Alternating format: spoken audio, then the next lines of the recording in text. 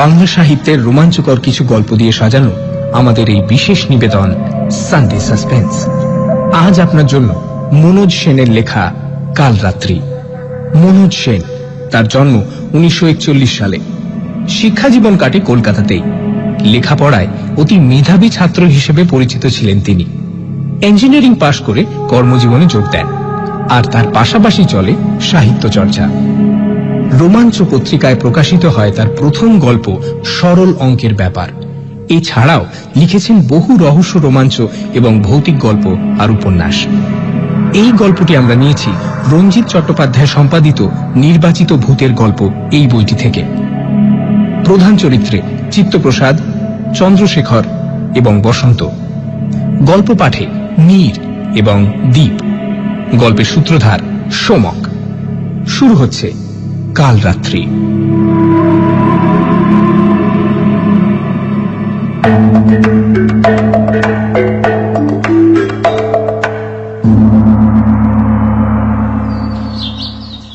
চিত্তপ্রসাদ বাবু নিবিষ্ট চিত্তে যথারীতি দাবা খেলছিলেন আমাদের ক্লাবে। আমরা সবাই তার ভ্রুকুটি অগ্রাহ্য করে চারিদিকে ঘিরে বসে পড়লুম। বললুম, অনেকদিন আপনার জীবনের কাহিনী শুনিনি আমরা রায়মশাই, আজ কিন্তু একটা শোনাতেই হবে। চিত্তপ্রসাদ বিরক্ত মুখে বললেন, ওফ, জ্বালিয়ে মারলেন আপনারা। আপনাদের এই ক্লাবে আসা দেখছি বন্ধ করতে হবে। যাই হোক, গল্প শুনতে চাইছেন যখন শোনাবো, কিন্তু এই শেষ। আমরা সমবেতভাবে মাথা নেড়ে বললুম, না না, তা কি করে হয়, তবে এইটা শোনার পর আর মাসখানে কিছু শুনতে চাইব না, কথা দিচ্ছি আমরা।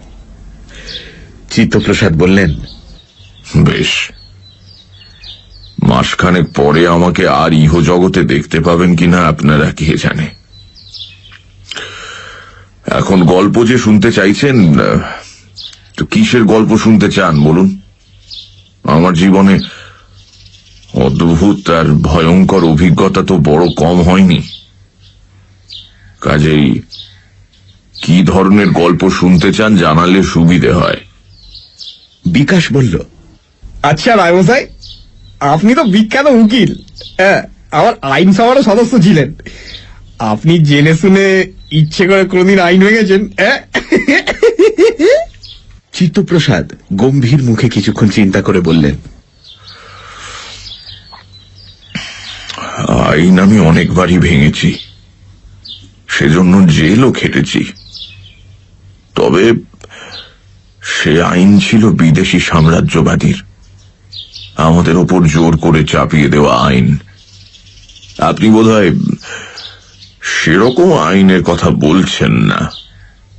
আপনি জানতে চাইছেন আমি এমন কোনো অপরাধ করেছি কিনা যা সর্বদেশে সর্বকালের সামাজিক আইনের বিরোধী, তাই না? হ্যাঁ, করেছি। আমার চোখের সামনে ঘটা একটা হত্যাকাণ্ডের সমস্ত সাক্ষ্য প্রমাণ লুপ্ত করেছি এবং হত্যাকারীকে পুলিশের হাতে তুলে দিইনি। এই কাজ কোন দেশের আইন সহ্য করে না, তা দেশ স্বাধীন বা পরাধীন যাই হোক না কেন। আমরা বিস্ফারিত চোখে সমস্বরে বললুম, কি সর্বনাশ, এরকম কাণ্ড করতে গেলেন কেন? চিত্তপ্রসাদ দাবার বোর্ড সরিয়ে রেখে বললেন, করেছিলাম। সেই কাহিনী তাহলে শুনুন। তবে সেটা একটা এতই অবিশ্বাস্য ঘটনা যে আপনারা হয়তো সব শুনে বলবেন বুড়োর ডবল ভীমরতি হয়েছে। তা যা খুশি আপনারা বলতে পারেন, আমার কিছুই যায় আসে না।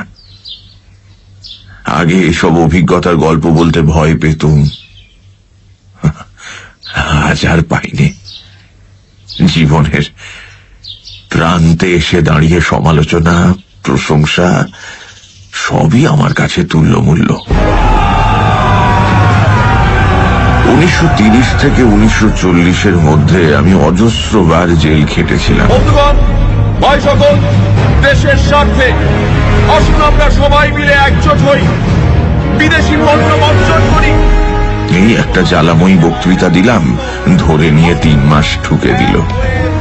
আবার বেরিয়ে এসে বিলিতি কাপড়ের দোকানের সামনে পিকেটিং করলুম, 2 মাসের জন্য ঢুকিয়ে দিল।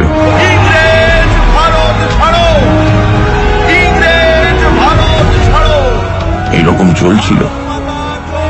এরই মধ্যে আমার ওকালতিও চলছিল, নামও হচ্ছিল। এই সময় বোধহয় এই ঠিক মনে পড়ছে না, এই 39 কি 40 হবে। হঠাৎ একদিন আমার কাছে আমার বন্ধু চন্দ্রশেখরের জরুরি তলব দিয়ে এক টেলিগ্রাম এসে হাজির। চন্দ্রশেখর ছিল বর্তমান মালদা জেলার বকুলপুর গ্রামের জমিদার, আমার ছোটবেলাকার বন্ধু। তার আহ্বান অগ্রাহ্য করতে পারি না। কাজেই একদিন বসন্তকে সঙ্গে নিয়ে বকুলপুর রওনা দিলাম।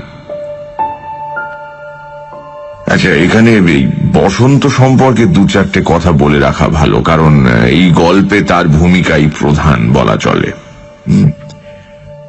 বসন্তের সঙ্গে আমার পরিচয় হয়েছিল আলিপুর সেন্ট্রাল জেলে। আমি তখন সেখানে রাজবন্দী। বসন্ত আমার দেখাশুনো করত। শ্যামপুকুরের আদিত্য সিংহের বাড়ির লক্ষ টাকা দামের গৃহদেবতার মূর্তি চুরির জন্য তার একটা লম্বা সাজা হয়েছিল। তা সে সময় আমরা মনে করতাম ওই জাতীয় চরিত্রের উন্নতি না হলে স্বরাজ আসতে পারে না। কাজেই দেশোদ্ধারের সঙ্গে সঙ্গে মানুষের, বিশেষত পণ্ডিত মানুষের চরিত্র সংশোধন করতে চেষ্টা চালিয়ে যেতাম আমরা। আর এই কাজের আদর্শ জায়গা তো জেল। আমাদের লেকচার শুনতে শুনতে অনেক চোর বোধহয় চুরি করা ছেড়ে দিয়েছিল এই ভয়ে যে ধরা পড়ে জেলে আবার না ওই লেকচার শুনতে হয়।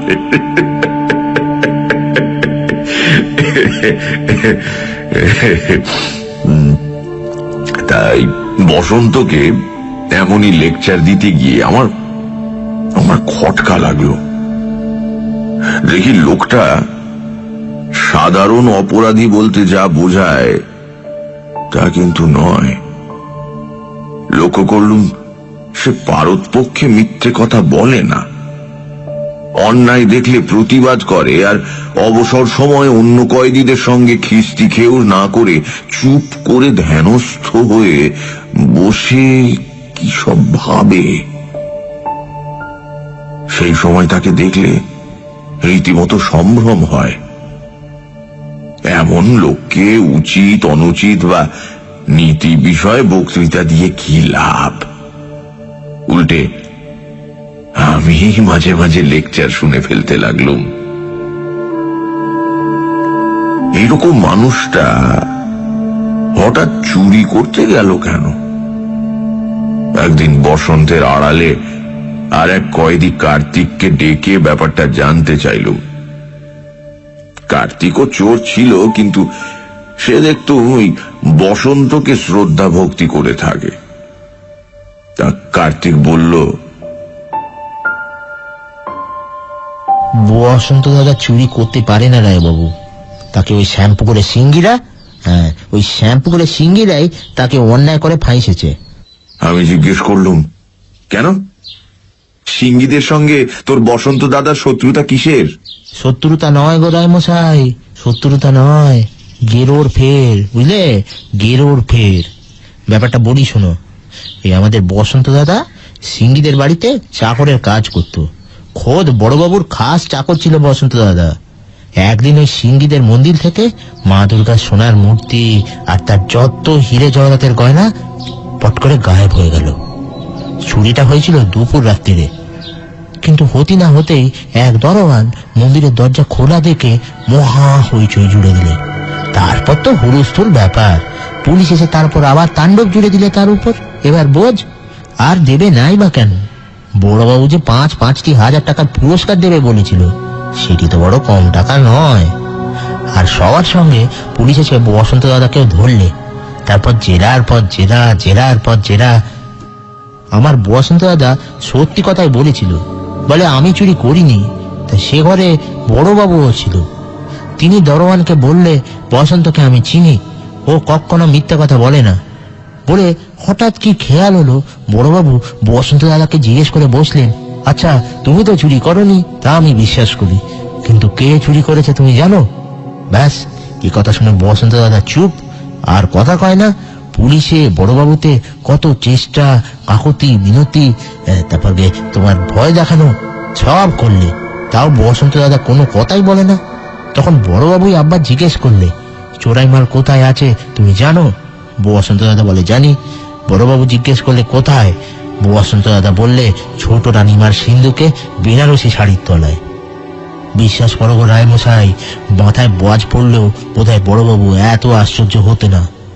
সঙ্গে সঙ্গে বাড়ির ভিতরে খবর গেল, আর চোরাই মাল ঠিক যেখানে বসন্ত দাদা বলেছিল সেইখানেই পাওয়া গেল।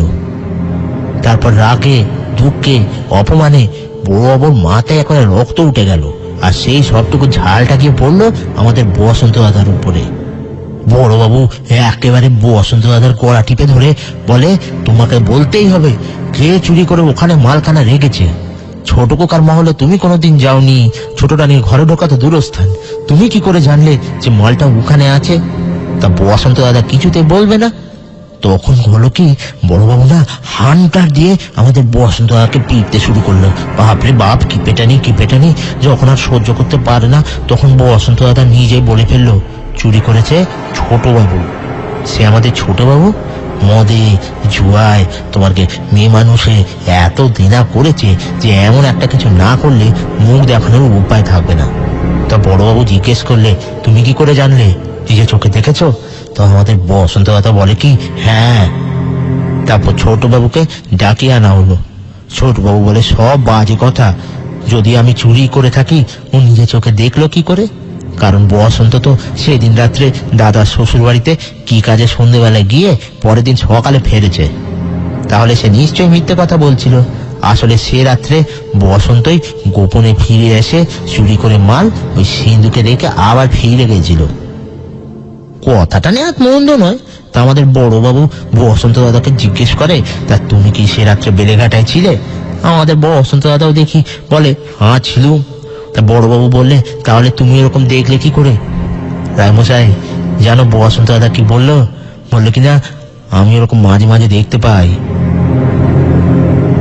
আচ্ছা, এ কথা কে বিশ্বাস করবে বলো তো রায়মশাই? পুলিশ তো ছোটবাবুর কথাই মেনে নিল। তারা বললে বসন্ত দাদা তাদের জেরায় নিজের জালে নিজেই জড়িয়ে পড়েছে বলে তাকে চালান করে দিলে। বড়বাবু তাদের কোষে পেট ভরে খাইয়ে দিলে একবারে। পরিবারের সমনখানা তো বাঁচলো। একটা বসন্ত গেলে 5টা বসন্ত পাওয়া যাবে, কিন্তু ইজ্জত, সেই ইজ্জত একেবারে খোয়ালে তাকে ফিরে পাওয়া বড় শক্ত। কি বলো রায়বাবু? দেখ কার্তিক, লালবাজারের সঙ্গে আমার সম্পর্কটা তো এমন কিছু মধুর নয়, কিন্তু তবুও আমি বলবো পুলিশ বোধহয় খুব অন্যায় করেনি এক্ষেত্রে। তোর বসন্ত দাদা বেলেঘাটায় বসে শ্যামপুকুরে চুরি দেখতে পায়, এ কথা আমাকে স্বয়ং ধর্মপুত্র যুধিষ্ঠির এসে বললেও আমিও বিশ্বাস করতাম না, ঠিক আছে? কার্তিক হাত নেড়ে বলল, তা বিশ্বাস করবে কেন? তোমরা তো লেখাপড়া শিখেছো, ইংরেজিতে কাগজ পড়ো, ফটফট করে বক্তৃতা যাও, যার কোনো মাথা মুন্ডু হয়নি। তা তোমরা বিশ্বাস করবে কেন? আর তোমরা জানবেও না, আমাদের বসন্ত দাদার উপর না ভর হয় গো, ভর। তখন বসন্ত দাদা অনেক কিছু দেখতে পায়। তুমি শুনলে আশ্চর্য হবে গো রায়বাবু, আমাদের বসন্ত দাদার পরিবার একেবারে তান্ত্রিকের পরিবার গো, তান্ত্রিকের পরিবার। তাদের কত যুগের সাধনা, আর সেসবে এখনকার মূল্যই নেই গো। পেটের দেয় আমাদের বসন্ত দাদা চাকরের কাজ করে, আর এখন চোর বলি জেলও খাটে। বলে ফোঁস করে দীর্ঘশ্বাস ফেলল কার্তিক। তাতে অবশ্য কিছুমাত্র বিচলিত বোধ করিনি আমি। আজকালকার দিন হলে আলাদা কথা ছিল, হয়তো কৌতূহলী হয়ে উঠতাম, কিন্তু আজকের মতো সে যুগে তো আমরা এই এক্সট্রা সেন্সারি পারসেপশন বা ওই ক্লিয়ারভয়েন্স বা যে কি যেন বলে এই টেলিপ্যাথি ইত্যাদির নাম তো শুনিনি।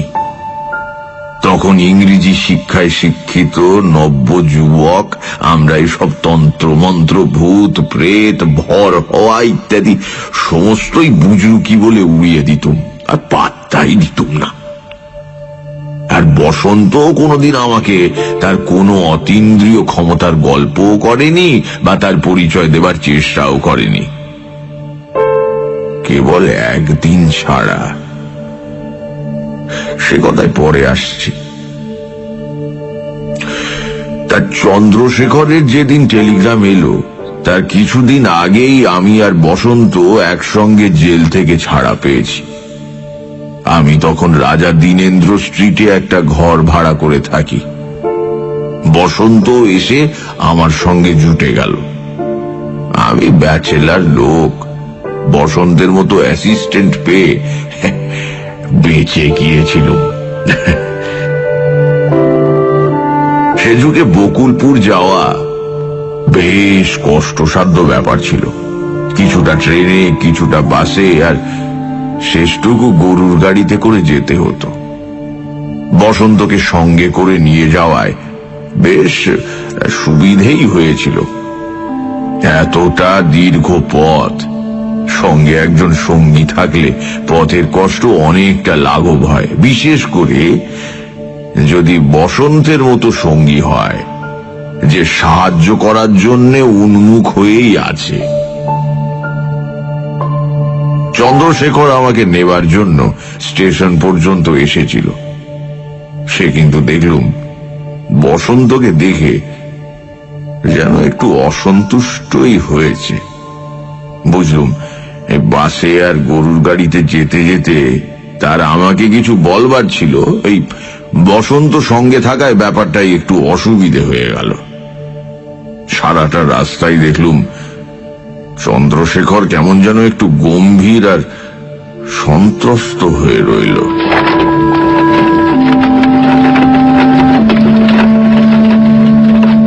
চন্দ্রশেখর আজ বেঁচে নেই। থাকলে দেখতে পেতেন তার মতো দিল খোলা আমোদে ফুর্তিবাজ মানুষ খুব কম। তার চেহারাটা ছিল ছোটখাটো, কিন্তু অন্তরটা ছিল মস্ত বড়। আজকের মতো সে যুগে ক্লাস স্ট্রাগল বা ক্লাস হেট্রেড ব্যাপারটা খুব একটা চালু হয়নি। তাই জমিদার হলেও তাকে আমি যথেষ্ট শ্রদ্ধা করতুম। এহেন একটা মানুষকে গম্ভীর আর দুশ্চিন্তাগ্রস্ত দেখলে একটু অস্বস্তি হয়ই। আমি আর ওকে সারা রাস্তা ঘাঁটালুম না।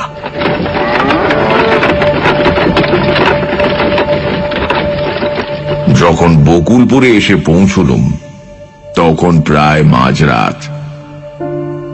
গ্রামের রাস্তা স্বভাবতই অন্ধকারে জনমানবহীন, কিন্তু আপনারা শহুরে লোক, বিশ্বাস করবেন কিনা জানি না, মাঝরাত্রেও গ্রামের রাস্তার কতগুলো শব্দ আছে।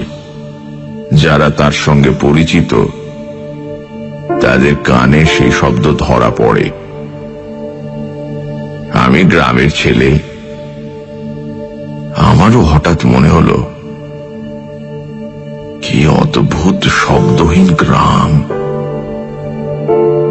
মনে হয় যেন এখানে কোনো জীবিত প্রাণী বাস করে না।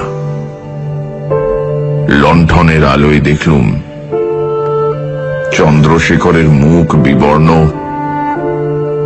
বোধহয় খানিকটা আতঙ্কিত।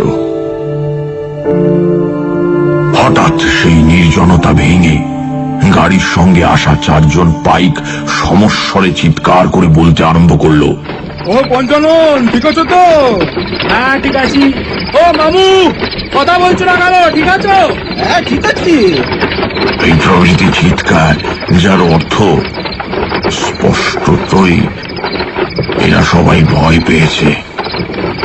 ভয়।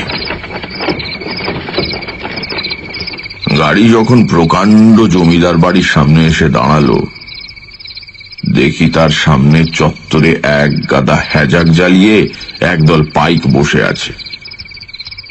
আমরা ঢোকা মাত্র তারা আলো নিয়ে সামনে এগিয়ে এসে আমাদের মালপত্র নামাতে শুরু করলো।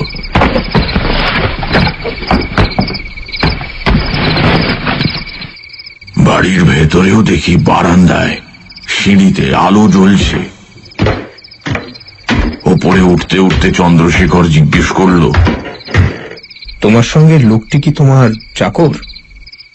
আমার তখন ঘুমে চোখ জড়িয়ে এসেছে। বললুম, না না, চাকর নয়, আরে ভ্যালে বলতে পারো। চন্দ্রশেখর হাসল না, বলল, ও কি নিচে আমাদের চাকরদের মহলে শুতে পারে? আমি বললুম, পারে, আলবাত পারে। বেশ। চন্দ্রশেখর একজন পাইককে বলল, এই শোনো, এর সঙ্গে যে লোকটি এসেছে তাকে তোমাদের মহলে নিয়ে যাবে। বসন্ত আমার ব্যাগটা নিয়ে পেছনেই আসছিল। চন্দ্রশেখরের কথা শুনে দৃঢ়ভাবে মাথা নেড়ে বলল, না, আমি রায়বাবুর ঘরের বাইরেই শোব। আমার কেমন যেন গোলমাল লাগছে। চন্দ্রশেখর ভয়ানক গম্ভীর হয়ে বলল, না, ঘরের বাইরে শোয়া চলবে না, ওই মহলেই শুতে হবে তোমায়। বসন্ত ঘাড় গোঁজ করে দাঁড়িয়ে রইল। আমি তর্কাতর্কি থামানোর জন্য বললুম, ঘরের বাইরে শুলে তোমার আপত্তি, তাই তো?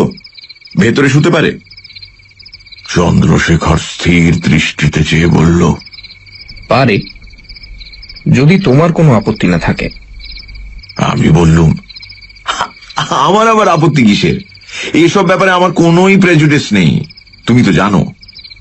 বেশ, তাহলে সেই ভালো। সমস্ত দরজা জানলা ভালো করে বন্ধ করে শোবে। ভোর হবার আগে দোর খুলবে না, কেউ ডাকলেও নয়, এমনকি আমি ডাকলেও নয়। এইবার আমার ঘুম ছুটে গেল।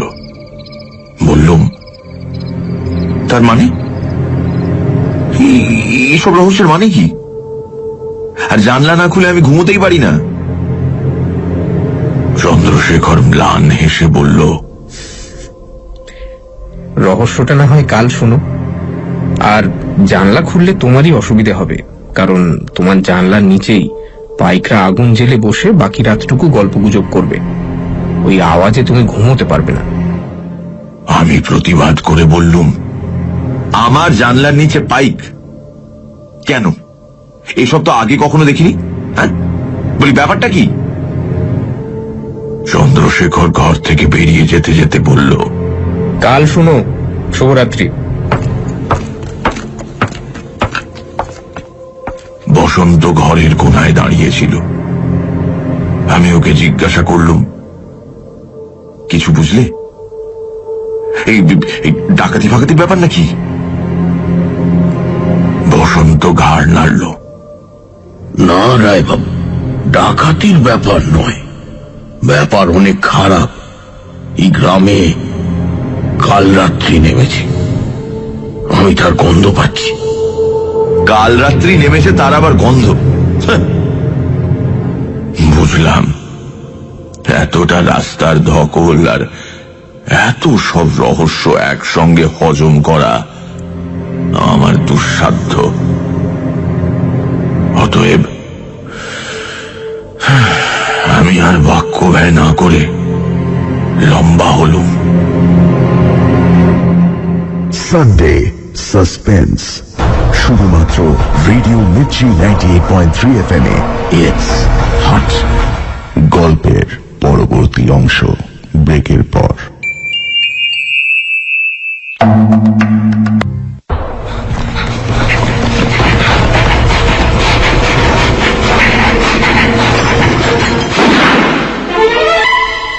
সানডে সাসপেন্স, শুধুমাত্র রেডিও মির্চি 98.3 FM এ। It's hot. সানডে সাসপেন্সে আজ মনোজ সেনের লেখা কাল রাত্রি।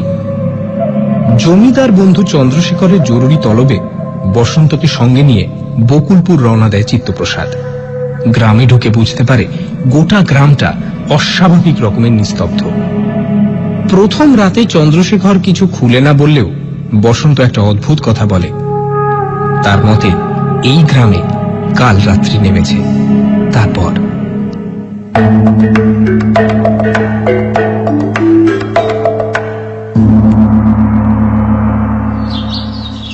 রাত্রে ঘুম খুব একটা মন্দ হলো না। ভোরবেলা উঠে হাত মুখ ধুয়ে বাইরের বারান্দায় গিয়ে দেখি চন্দ্রশেখর একটা চেয়ারে বসে আছে, আর তার সামনে টেবিলে 2 কাপ চা। আমাকে দেখে মৃদু হেসে বলল, এসো চিত্তপ্রসাদ, এসো, চা তৈরি। আমি বললুম, তা তো দেখতেই পাচ্ছি, কিন্তু হে জমিদার নন্দন, তুমি কি স্রেফ আমাকে চা খাওয়াবে বলেই এই 7 সকালে বিছানা ছেড়ে উঠে বসে আছো? চন্দ্রশেখর স্মিত মুখে ঘাড় নাড়ল, বলল, না, আসলে তোমার সঙ্গে কথা বলবো বলে বসে আছি। বেলা বাড়লে কথা বলার সুযোগ নাও পেতে পারি। আমি একটা চেয়ার টেনে ওর মুখোমুখি বসে বললাম, এই ব্যাপারটা কি বলতো? গোলমাল যে একটা পেকেছে সেটা তো বুঝতেই পারছি। আমাকে ডেকেছো কি বন্ধু হিসেবে পরামর্শ দেওয়ার জন্য, নাকি উকিল হিসেবে কনসালটেন্সির জন্য? চন্দ্রশেখর বলল, 2 বলতে পারো। ব্যাপারটা কি তোমাকে তা পুরোপুরি বোঝাতে পারবো কিনা জানি না, তবে চেষ্টা করতে হবে। ব্যাপারটা এত দূর অবিশ্বাস্য যে আমার তোমাকে বলতে বেশ অস্বস্তি হচ্ছে। দেখো চন্দ্রশেখর, ধানাই পানাই করো না। আমি উকিল, আমাকে নিঃসংকোচে তোমার মনের কথা খুলে বলো। ভনিতা যদি করো তো বলো, উঠে চলে যাই। না না, ভনিতা করব না বলে বেশ কিছুক্ষণ চুপ করে মাটির দিকে চেয়ে রইল। তারপর হঠাৎ মুখ তুলে আমাকে জিজ্ঞেস করল, ভ্যাম্পায়ার কাকে বলে তুমি জানো? এমন একটা অদ্ভুত আকস্মিক প্রশ্নের জন্য আমি একদম প্রস্তুত ছিলাম না। থতমত খেয়ে বললাম, হ্যাঁ হ্যাঁ জানি, দক্ষিণ আমেরিকার একরকম রক্তচোষা বাদুড়।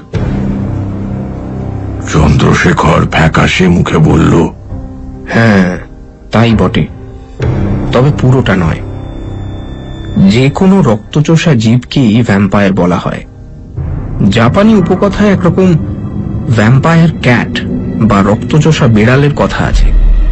তেমনি ইউরোপে রক্তচোষা মানুষ শুধুই ভ্যাম্পায়ার, যেমন কাউন্ট ড্রাকুলা। সেসব উপকথা আষাঢ়ে গল্প। তা আমাকে এতটা পথ ডেকে এনেছো কি তোমার এই ভ্যাম্পায়ার কথামৃত শোনাবার জন্য? হ্যাঁ চিত্তপ্রসাদ, এতদিন আমিও তোমার মতো ভাবতুম যে ভ্যাম্পায়ার একটা কুসংস্কার বা আষাঢ়ে গল্প, কিন্তু আজ আর তা ভাবিনে। আমাদের এই বকুলপুর গ্রামে এমন একটা কিছুর আবির্ভাব হয়েছে যেটাকে ভ্যাম্পায়ার ছাড়া আর কোনো বিশেষণেই অভিহিত করা চলে না। আমি চন্দ্রশেখরের কথা শুনে হাসতে শুরু করেছিলাম, কিন্তু সে একটা উজ্জ্বল স্থির দৃষ্টি দিয়ে আমাকে থামিয়ে দিয়ে বলে চলল, তোমার খুব হাসি পাচ্ছে তাই না? তুমি থাকো কলকাতায়, সেখানে সন্ধে হলে হাজার আলোর রোশনাই, ট্রাম বাসের ঘড়ঘড়ানি, সিনেমার থিয়েটারে মাঝরাত পর্যন্ত সরগরম। আর ওই সামনের দিকে তাকিয়ে দেখো, ওখানে শুধুই অন্ধকার, পদে পদে ভয়, দারিদ্র আর অশিক্ষা, অসুখ বিসুখ আর প্রাকৃতিক বিপর্যয়, হিংস্র জানোয়ার আর বিষাক্ত সাপ। মৃত্যু যেন সব সময় ওঠ পেতে বসেই আছে। এখানে বেঁচে থাকার প্রতিটি মুহূর্তই মৃত্যুর সঙ্গে লড়াই করার জন্য খরচ হয়। আমার বাবা ঠাকুরদা তাদের গ্রামের দিকে তাকাননি, তোমাদের কলকাতা তাদের টেনে নিয়ে চলে গেছিল, কিন্তু আমি যেতে পারিনি। আমার সামান্য ক্ষমতায় আমার গ্রামের জন্য কিছু করব এই আশাতেই রয়ে গেছি এখানে। দেখেছি এখানকার প্রায় সব সমস্যাই মানুষের, বিশেষত কলকাতার মানুষেরই সৃষ্টি। এখানে থেকে অবিচলিতভাবে চেষ্টা চালিয়ে গেলে হয়তো একদিন এসবেরই সমাধান সম্ভব হবে। কিন্তু চিত্তপ্রসাদ, আজ যে সমস্যার সামনে এসে দাঁড়িয়েছি তা তোমাদের আলোকোজ্জ্বল কলকাতায় আসতে পারে না। এই অন্ধকার গ্রামই তার আশ্রয়। আর এই সমস্যার মোকাবিলা করা বোধহয় আমার সাধ্যের বাইরে। আমি ভয়ানক আশ্চর্য হয়ে বললাম, তুমি যে রীতিমতো সিরিয়াস হয়ে উঠলে। এত লেখাপড়া শিখে শেষ পর্যন্ত এরকম একটা কুসংস্কারে বিশ্বাস আরম্ভ করলে? কি হয়েছেটা কি? গ্রামের কিছু লোক রক্তহীনতায় মারা গেছে আর গণক ঠাকুর শুনে নিয়ে বলেছেন গ্রামে রক্তচোষা এসেছে, এই তো?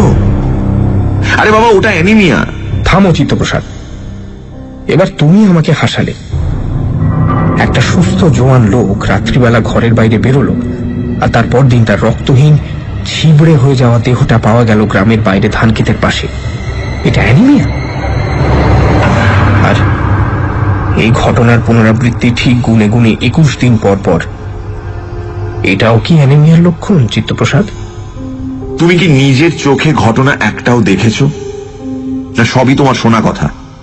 শেষ ঘটনাটা ঘটেছে আজ থেকে 16 দিন আগে, আমারই বাড়িতে। আমার ধাইমাকে তোমার মনে পড়ে? তার মৃত্যু ঘটে এমনি ভাবেই, আমাদের পেছনের উঠোনে। এইবার আমাকে সামলে নিতে হলো। বললাম, কি সর্বনাশ, বলো কি? একেবারে তোমার বাড়ির ভেতরে? ব্যাপারটা আমাকে একটু বিশদভাবে বলবে? দীর্ঘশ্বাস ফেলে চন্দ্রশেখর বলল, আর কি বলবো। রাত্রিবেলা ধাইমা যখন শুতে যান তখন তিনি দিব্যি সুস্থ। আমাকে একটা পান খাওয়ালেন, সুমিত্রাকে একটা দিলেন, কোনো গোলমাল নেই। সকালবেলা উঠোনের উপর তার মৃতদেহ প্রথম আবিষ্কার করলো আমাদের রাঁধুনি ঠাকুরন। দিদিমা, দেখো কে মেরে গেল গো আমার দিদিমা। সেই একই রকম মৃত্যু, গলার উপর 2টি রক্তের ফোঁটা, যেন কিছু দাঁত ফুটিয়েছে, আর শরীরের সমস্ত রক্ত জল। তার মানে রক্ত বের করে নেওয়া হয়নি? না, মানে ব্যাপারটা কিরকম জানো, অনেকটা অ্যানিমিয়ার মতোই। যেন রক্তের সমস্ত লাল কণিকাগুলো কোনো অজ্ঞাত কারণে ভেঙে নষ্ট হয়ে গেছে, আর আর সেটা হয়েছে মুহূর্তের মধ্যে। ফলে অ্যানিমিয়ার যেসব লক্ষণ, যেমন হাত পা ফোলা, পেট ফুলে ওঠা, সেসব কিছু নেই। মৃত্যুর কারণ অক্সিজেনের অভাবে অ্যাসফিক্সিয়া। তা এরকম হওয়ার কারণ? জানি না। গলার দাগ দুটি দেখে মনে হয় এই গ্রামে কোনো একটি নিশাচর জীবের আবির্ভাব হয়েছে, যে গলায় কামড়ালে আক্রান্ত ব্যক্তির শরীরে এমন একটা বিষ ঢুকে যায় যা সঙ্গে সঙ্গে রক্তের লাল কণিকাগুলো মেরে ফেলে। ফলে তার তৎক্ষণাৎ মৃত্যু হয়। কি বিষ? তাও জানি না। কোনো কেমিক্যাল বিষ হতে পারে, তবে তার সম্ভাবনা কম, কারণ সেক্ষেত্রে একজন দুর্বৃত্ত বা হত্যাকারী বা ক্রিমিনাল থাকার সম্ভাবনা। আবার সেই সঙ্গে এই অপরাধের একটা উদ্দেশ্য থাকা দরকার। কিন্তু এই হত্যাকাণ্ডগুলো এতই পরস্পরের সঙ্গে সম্পর্কহীন যে কোনো একটা উদ্দেশ্য খুঁজে বের করা প্রায় অসম্ভব। তাই মনে হয় জানো, বিষটা জৈব বিষ, যেমন সাপের বা কাঁকড়া বিছের বিষ, এবং নিহত লোকেদের এমনই বিষধর কোনো প্রাণীর কামড়ে মৃত্যু হয়েছে। আরেকটা সম্ভাবনা হলো ভ্যাম্পায়ার জাতীয় কোনো প্রাণী এদের রক্ত চুষে খেয়ে তাদের শরীরের ভেতরে কোনো অজ্ঞাত একটা তরল পদার্থ ঢুকিয়ে রেখে যায়। কিন্তু সেখানে একটা অসুবিধে আছে। কিসের অসুবিধে? দেখো, আমাদের এখানে প্রথমে মানুষ মরতে শুরু করেনি। সব রিপোর্ট তো পাইনি, তবে প্রথমে মারা যায় একটা গরু। আমাদের পাশের গ্রাম যদুতলির, সেখানকার একজন গাড়িওয়ালার গরু ছিল সেটা। তারপর মরে আরেকটা গরু, ওই যদুতলিরই একজন গোয়ালার। এখন গরু মরা গাঁয়ের মানুষের কাছে সহজ ব্যাপার নয়। গরু তাদের একটা সম্পদ, কাজেই হইচই পড়ে যায়। আমার কানেও কথাটা আসে। আমি তখন ভেবেছিলাম গো মোড়ক লেগেছে বুঝি, তাই এই গাঁয়ের লোকেদের ডেকে সাবধান করে দিই। কিন্তু তারপর অদ্ভুত অদ্ভুত সব খবর কানে আসতে লাগলো। শুনলাম ওরা নাকি এক গোবর্দি ধরে এনেছে, যে বলছে অসুখ বিসুখ কিছু নয়, গরুগুলো মরেছে রক্তচোষার কামড়ে। তোমারই মতো আমি ব্যাপারটা কুসংস্কার বলে হেসে উড়িয়ে দিয়েছিলাম। কিন্তু এর পরের আঘাতটাই এলো যদুতলির পণ্ডিত মশাই নগেন ভট্টাচার্য মশাইয়ের বাড়িতে। পণ্ডিত মশাইয়ের গরু মঙ্গলা এইরকম ভাবেই মারা যায়। পণ্ডিত মশাইয়ের কাছে যা শুনল তাতে তোমার চক্ষু স্থির। গোবর্দির কথা শুনে তিনি মঙ্গলাকে গোয়াল ঘর থেকে বের করে এনে বাড়ির ভিতরে উঠোনে বেঁধে রেখেছিলেন, আর তিনি নিজে শুতেন বারান্দার উপর। যেদিন মঙ্গলা মরে সেদিন তিনি অনেক রাত অব্দি পড়াশোনা করে আলোটা নিয়ে বাড়ির পেছনে কুয়োতলায় গিয়েছিলেন হাত পা ধুতে। সেখান থেকে মঙ্গলাকে দেখা যায় না। হঠাৎ তিনি একটা ধপ করে আওয়াজ শোনেন এবং তারপরেই তার মনে হয় কিছু একটা বেড়া ভেঙে প্রচন্ড বেগে ছুটে বাইরে চলে গেল। তিনি দৌড়ে এসে দেখেন মঙ্গলা স্থির হয়ে দাঁড়িয়ে রয়েছে এবং আস্তে আস্তে তার চোখের সামনে গড়িয়ে মাটির উপর পড়ে যায়। এখন এর থেকে দুটো জিনিস প্রমাণ হয়। প্রথমত, রক্তচোষাই হোক বা যাই হোক, যে জীবটা বেড়া ভেঙে বেরিয়ে গিয়েছিল সে মঙ্গলার রক্ত চুষে খায়নি। কারণ একটা গরুর শরীরে কত সে রক্ত থাকে সেটা আমি জানি না, কিন্তু দুনিয়ায় বোধহয় কোনো শক্তি নেই যা সেই পরিমাণ রক্ত এক মুহূর্তের মধ্যে চুষে খেয়ে সেই পরিমাণ তরল পদার্থ শরীরের মধ্যে ঢুকিয়ে দিতে পারে। অর্থাৎ মঙ্গলার মৃত্যু হয়েছে কোনো বিষে। দ্বিতীয়ত, জীবটা সাপ জাতীয় কোনো প্রাণী নয়, কারণ বেড়ার মধ্যে যে গর্ত হয়েছিল তার মধ্যে দিয়ে কোনো বড় জানোয়ারই বেরিয়ে যেতে পারে, কোনো সরীসৃপ নয়। আর ধপ করে শব্দটাও তাই প্রমাণ করে। আমি জিজ্ঞেস করলুম, তোমাদের পণ্ডিত মশাই লোক কেমন? অতিশয় সজ্জন। গাঁজা ভাঙ তিনি খান না, মিথ্যে কথা বলেন না, শুদ্ধাচারী, নিষ্ঠাবান, শাস্ত্রজ্ঞ ব্রাহ্মণ। তাছাড়া আমি নিজে মঙ্গলাকে দেখেছি, ভাঙা বেড়াটা দেখেছি, সে বিভৎস ব্যাপার। অন্যান্য মৃত্যুগুলো দেখনি? দেখেছি, তবে সবগুলো নয়। তাদের সম্পর্কে কিছু বলো। দেখো, পণ্ডিত মশাইয়ের ব্যাপারটার পর যদুতলি চণ্ডী মণ্ডপে আমি একটা মিটিং ডেকেছিলাম। ওখানে একটা নাইট ওয়াচের জন্য ভলেন্টিয়ার পার্টি তৈরি করেছিলাম, যাতে প্রত্যেক গোয়ালের সামনে আগুন জ্বলে রাত্রির বেলা, আর কেউ না কেউ জেগে পাহারা দেয়, তারও বন্দোবস্ত করেছিলাম। ফলে হিতে বিপরীত হলো। অন্যদিকের গ্রাম পাখনায় গরু মরতে আরম্ভ করলো। পাখনায় লোকেরা তখন ভলেন্টিয়ার পার্টি বানালো, তখন মানুষ মরতে শুরু করলো। কিরকম? প্রথমে তো ভলেন্টিয়ার পার্টির লোকই মরতে আরম্ভ করলো। কেউ একটু একা হয়ে গেছে, বা একটু অন্ধকারের দিকে চলে গেছে, বা গাছতলায় বসে ঢুলু নিয়ে এসেছে, ব্যাস মরণ ছোবল তাকে একেবারে বৈতরণী পার করে দিয়েছে। এই সময় আমরা আবিষ্কার করলাম এই ছোবলটা আসে প্রতি 20 থেকে 22 দিনের মধ্যে।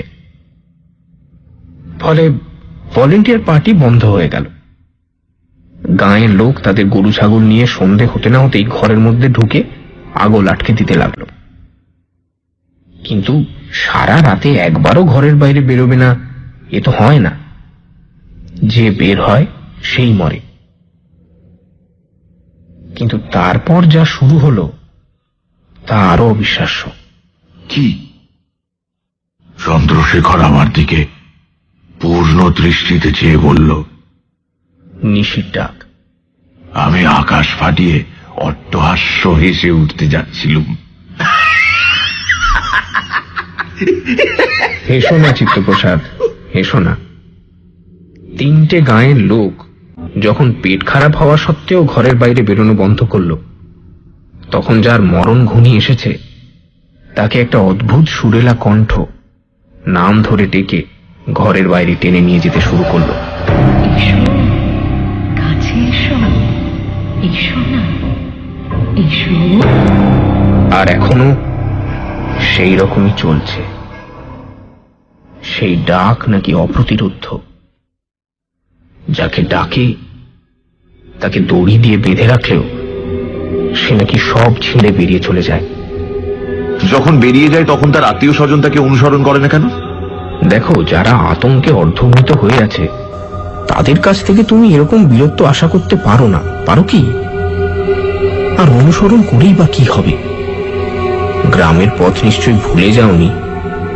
সেই অন্ধকার কি হ্যারিকেন লণ্ঠনের আলো ভেদ করতে পারে? আচ্ছা, ওই নিশির ডাক কি তুমি শুনেছ? চন্দ্রশেখর অনেকক্ষণ চুপ করে রইল, তারপর মাথা নেড়ে বলল, না, শুনিনি। এরপর আর কথা এগুলো না। ভেতর বাড়ির থেকে ডাক এলো চান করতে যাবার। চন্দ্রশেখরের কাছারি যাওয়ার সময় হলো। আমার কিন্তু মনের মধ্যে একটা সন্দেহ খচখচ করতে লাগলো। চন্দ্র যা বলেছে সেটা সত্যি কি মিথ্যে জানি নে, কিন্তু সে সত্যি ভেবেই বলেছে। তবে সেটাও বড় কথা নয়। আমার সন্দেহ হলো সে কিছু কথা গোপন করে যাচ্ছে, আমাকে প্রাণ খুলে সবটা বলছে না। অর্থাৎ রহস্যটা যে কেবল বাস্তব তাই নয়, উপর থেকে যা মনে হয় তার চেয়েও গুরুতর। সানডে সাসপেন্স, শুধুমাত্র রেডিও মির্চি 98.3 FM এ। It's hot. গল্পের পরবর্তী অংশ ব্রেকের পর।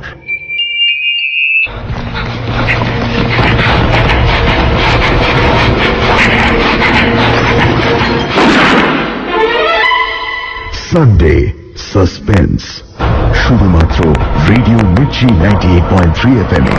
It's hot. সানডে সাসপেন্সে আজ মনোজ সেনের লেখা কাল রাত্রি। চন্দ্রশেখরের মুখে গ্রামের এক অদ্ভুত বিপদের কথা শুনে চিত্তপ্রসাদ। ঠিক 21 দিন পর পর গ্রামের একটি করে লোক মারা যাচ্ছে।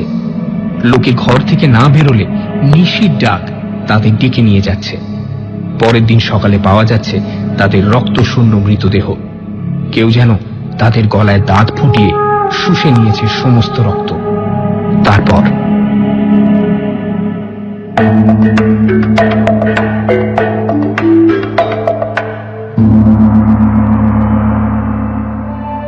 চন্দ্রশেখর কাছারি চলে গেলে গ্রামটা ঘুরতে বের হল। বকুলপুর গ্রাম আমার বহুদিনের পরিচিত। ছোটবেলায় অনেকবার এখানে এসেছি, বড় হয়েও বেশ কয়েকবার। শেষবার এসেছিলাম চন্দ্রশেখরের বিয়েতে বছর 3 আগে বরযাত্রী যাব বলে। তবে যাওয়া হয়নি। সন্ধেবেলা পুলিশ এসে ধরে নিয়ে গেল। তাই নিয়ে মহা হাঙ্গামা হয়েছিল। তা সে অন্য কথা। চন্দ্রশেখরের বিয়ে হয়েছিল মালদা জেলারই গঙ্গা যমুনা গ্রামের জমিদার ঘনশ্যাম রায়ের একমাত্র মেয়ের সঙ্গে। ঘনশ্যামের সঙ্গে আমার পরে পরিচয় হয়েছিল কলকাতায়। লোকটি যেন কেমন অদ্ভুত বলে মনে হয়েছিল তখন আমার। কখনো সোজা মুখের দিকে তাকিয়ে কথা বলেন না, চেপে চেপে প্রতিটি কথা বিচার করে করে বলেন। আমার প্রথমেই ধারণা হয়েছিল লোকটি অত্যন্ত ঘুঘু। তবে চন্দ্রশেখরের স্ত্রী সুমিত্রা অবশ্য তার বাপের মতো নয় বলেই শুনেছি। সে জমিদার বাড়ির বউ, অসূর্যম্পস্যা। কিন্তু তার গিন্নিপনার গল্প আমাদের কানে এসেছিল, আর কানে এসেছিল তার অসাধারণ সৌন্দর্যের কথা। তাকে নিয়ে আর তার জমিদারিটি নিয়ে কত সুখেই না থাকতে পারত চন্দ্রশেখর। তা নয়, কোত্থেকে কি এক ভয়াবহ একটা প্রাণী এসে সব ছাড়খাড় করে দিলে। এই সব ভাবতে ভাবতে মনে মনে প্রতিজ্ঞা করলাম, চন্দ্রশেখর আমার বন্ধু, কেবল বন্ধু বলবো না, আমার অনেক বিপদে আপদে পাশে এসে দাঁড়িয়েছে সে। আমার সেই বন্ধুর এই দুঃসময়, সেটা সত্যি বা কাল্পনিক যাই হোক না কেন, তার পাশে আমি দাঁড়াবো, তাকে উদ্ধার করব। এমন সময় হঠাৎ শুনি কি আমার নাম ধরে ডাকছে। চিত্তবাবু, ও চিত্তবাবু। তাকিয়ে দেখি বকুলপুরের বর্ধিষ্ণু চাষি সন্ন্যাসী কৈবর্তর ছেলে বিষ্ণুপদ কৈবর্ত। বিষ্ণুপদ কলকাতায় লেখাপড়া করতে গিয়েছিল। বেশি দূর সেটা চালাতে পারেনি বটে, তবে নিজের গ্রামের প্রতি অশ্রদ্ধাটা পুরোপুরি রপ্ত করে ফেলেছিল। হেদোর কাছে একটা ওষুধের দোকানে চাকরি করত, আর গোয়া বাগানে একটা মেসে থাকত। মানিকতলার বাজারে তার সঙ্গে মাঝে মধ্যে আমার দেখা হতো। বিষ্ণুপদ বলল, এ কি চিত্তবাবু, আপনি এখানে কি করছেন? আমি বললুম, আমি তো এখানে আসতেই পারি বিষ্ণুপদ, এখানে আমার বন্ধুর বাড়ি। বরং তুমি এখানে কি করছো বলো তো? তোমার সঙ্গে তো যখনই দেখা হয় তুমি বলো গ্রামে নাকি ভদ্রলোকের থাকা অসম্ভব। তা তুমি কি আবার ছোট লোকদের দলেই ভিড়লে নাকি? হ্যাঁ? বিষ্ণুপদ মাথা নিচু করে বলল, ওসব কথা বাদ দিন চিত্তবাবু, বাবা মারা গেছেন, এত জমি জমা ফেলে কোথায় থাকবো? কলকাতায় পড়ে থাকলে তো 5 ভূতে লুটে নেবে। আমি দুঃখিত হয়ে বললুম, সন্ন্যাসীদা মারা গেছেন নাকি? কবে? কি হয়েছিল? বাবা মারা গেছেন মাস 6 হলো। আর কি হয়েছিল? কেন, জমিদার বাবু আপনাকে কিছু বলেননি? রক্তচোষা? হ্যাঁ, লোকে তাই বলে বটে, কিন্তু আমি বিশ্বাস করিনি। তুমি কি বিশ্বাস করো? আমার ধারণা এটা একটা কোনো নতুন ধরনের ছোঁয়াচে রোগ, যা জীবজন্তু মানুষকে রক্তশূন্য করে ফেলে। আর এই রোগটা এমন একটা জীবাণু থেকে হয় যা কোনো মানুষ বা জন্তুর শরীরে ঢুকলে 20-22 দিন সময় নেয় তৈরি হয়ে নেবার। যেমন ধরুন ম্যালেরিয়া। ম্যালেরিয়া? না বিষ্ণুপদ, তোমার উপমাটা ঠিক হলো না। তবে তুমি যে কি বলতে চাইছো তা বুঝতে পারছি। তার মানে ও গাঁয়ের পণ্ডিত মশাই যা দেখেছেন, বা এই 3টে গাঁয়ের লোক যে নিশির ডাকটাকের কথা বলছে, সেগুলো তুমি মনে করো মিথ্যে? আরে মিথ্যে নয়, বলবো কুসংস্কার। কুসংস্কার। আর এসবের জন্যই তো আমি গ্রাম ছেড়ে কলকাতায় গিয়ে থাকি। আমাদের কথাবার্তা হতে দেখে ইতিমধ্যে চারপাশে কয়েকজন গ্রামবাসী দাঁড়িয়ে পড়েছিল। তাদের মধ্যে চন্দ্রশেখরের খাজাঞ্চি নিমাই পাটোয়ারির ছোট ভাই গোবিন্দও ছিলেন। গোবিন্দ লেখাপড়া বেশি করেননি, কিন্তু সৎ সজ্জন লোক বলে পরিচিত ছিলেন।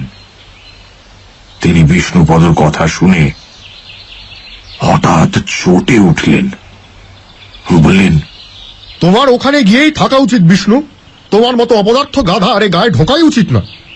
আমি আশ্চর্য হয়ে বললুম, কি হলো গোবিন্দদা, এত চটে উঠলেন কেন? আর চটবো না? যেখানে আমাদের জীবন মরণের সমস্যা, সেখানে উনি বলছেন কিনা এটা আমাদের কুসংস্কার। এমন লোককে জুতো বেটা করতে ইচ্ছা করে কিনা তুমি বলো চিত্তপ্রসাদ। আপনি এই নিশির ডাক শুনেছেন?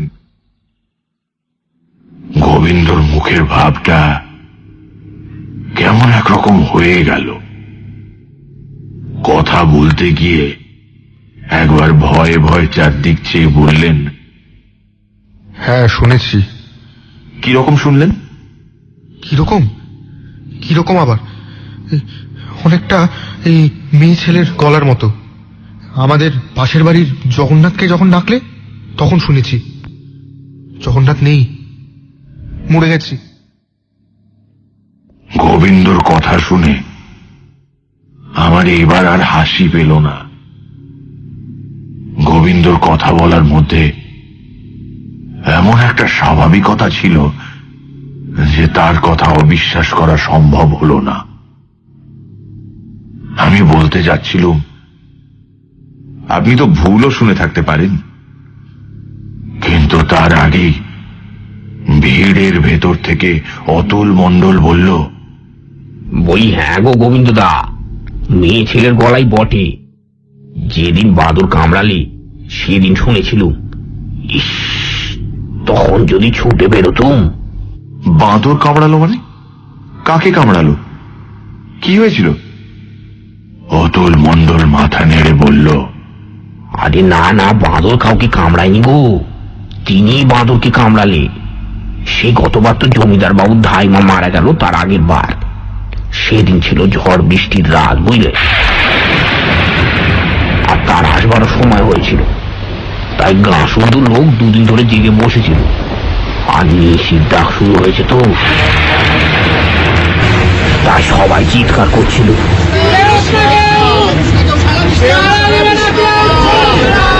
কোন কোন বাড়িতে খানিক অন্তর অন্তর শাঁখ বাজছিল, আর বৃষ্টিও নেমেছিল বটে।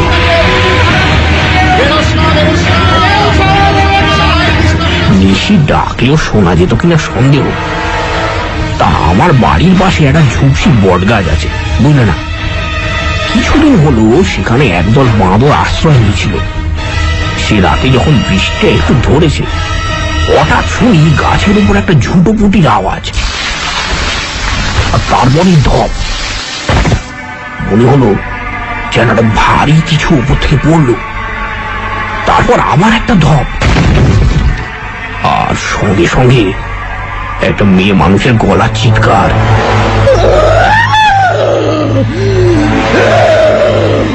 মানে ব্যথা পেলে তারা যেমন কোকিয়ে ওঠে তেমনি। আমি তো শুনে বেরোতে যাচ্ছিলাম, আমার পরিবার আমার কাছা চেপে ধরলে, বেরোতেই দিলে না। আমি জিজ্ঞেস করলুম, তারপর? তারপর আর কি, পরদিন সকালে গাছতলা গিয়ে দেখি একটা গোদা বানর মরে পড়ে আছে, আর বট গাছ খালি। ভোর হতে না হতেই পুরো দলটা গাঁ ছেড়ে পালিয়ে গেছে। শুনতে শুনতে আমার কেমন যেন মনের মধ্যে সবকিছু গোলমাল পাকিয়ে যেতে লাগলো। এতগুলো শিক্ষিত, অর্ধশিক্ষিত বা সম্পূর্ণ নিরক্ষর লোক একসঙ্গে জোট পাকিয়ে অনবরত মিথ্যে কথা বলে যাচ্ছে। হ্যাঁ, কার স্বার্থে? আমাকে বোকা বানিয়ে মজা পাওয়া এর উদ্দেশ্য হতে পারে না। এর পেছনে কোনো একটা সত্য লুকিয়ে আছে। অশিক্ষা আর কুসংস্কারের গোলক ধাঁধায় পড়ে হয়তো তার এমন একটা হাস্যকর রূপ তৈরি হয়েছে। কিন্তু সেই সত্যটা কি? এতগুলো প্রাণ গেছে সেটা তো রসিকতা নয়। তাছাড়া কাল শুতে যাবার আগে বসন্ত একটা কথা বলেছিল, তারই বা মানে কি? আমি হঠাৎ গোবিন্দদার দিকে ফিরে বললুম, আচ্ছা গোবিন্দদা, কাল রাত্রি কি? গোবিন্দ গম্ভীর মুখ তুলে আমার দিকে তাকালেন, বললেন, তুমিও শুনেছ কথাটা। পণ্ডিত মশাই বললেন, কাল রাত্রি মানে যে রাত্রে মানুষের ঘরে মৃত্যু নেমে আসে, সে রাত ভীষণ বিপদের রাত। আমাদের গায়ে সেই কাল রাত্রি নেমেছে চিত্তপ্রসাদ, কেউ আমাদের উদ্ধার করতে পারবে না। একে একে আমরা সবাই যাব। তবে হ্যাঁ, মৃত্যুটা বোধহয় খুব তাড়াতাড়ি আসে, বেশি কষ্ট পেতে হয় না, সেটাই যা বাঁচোয়া। কাল রাত্রি নেমেছে আর আপনারা সবাই মহানন্দে তার ছোবলের মুখে গলা বাড়িয়ে দেবেন?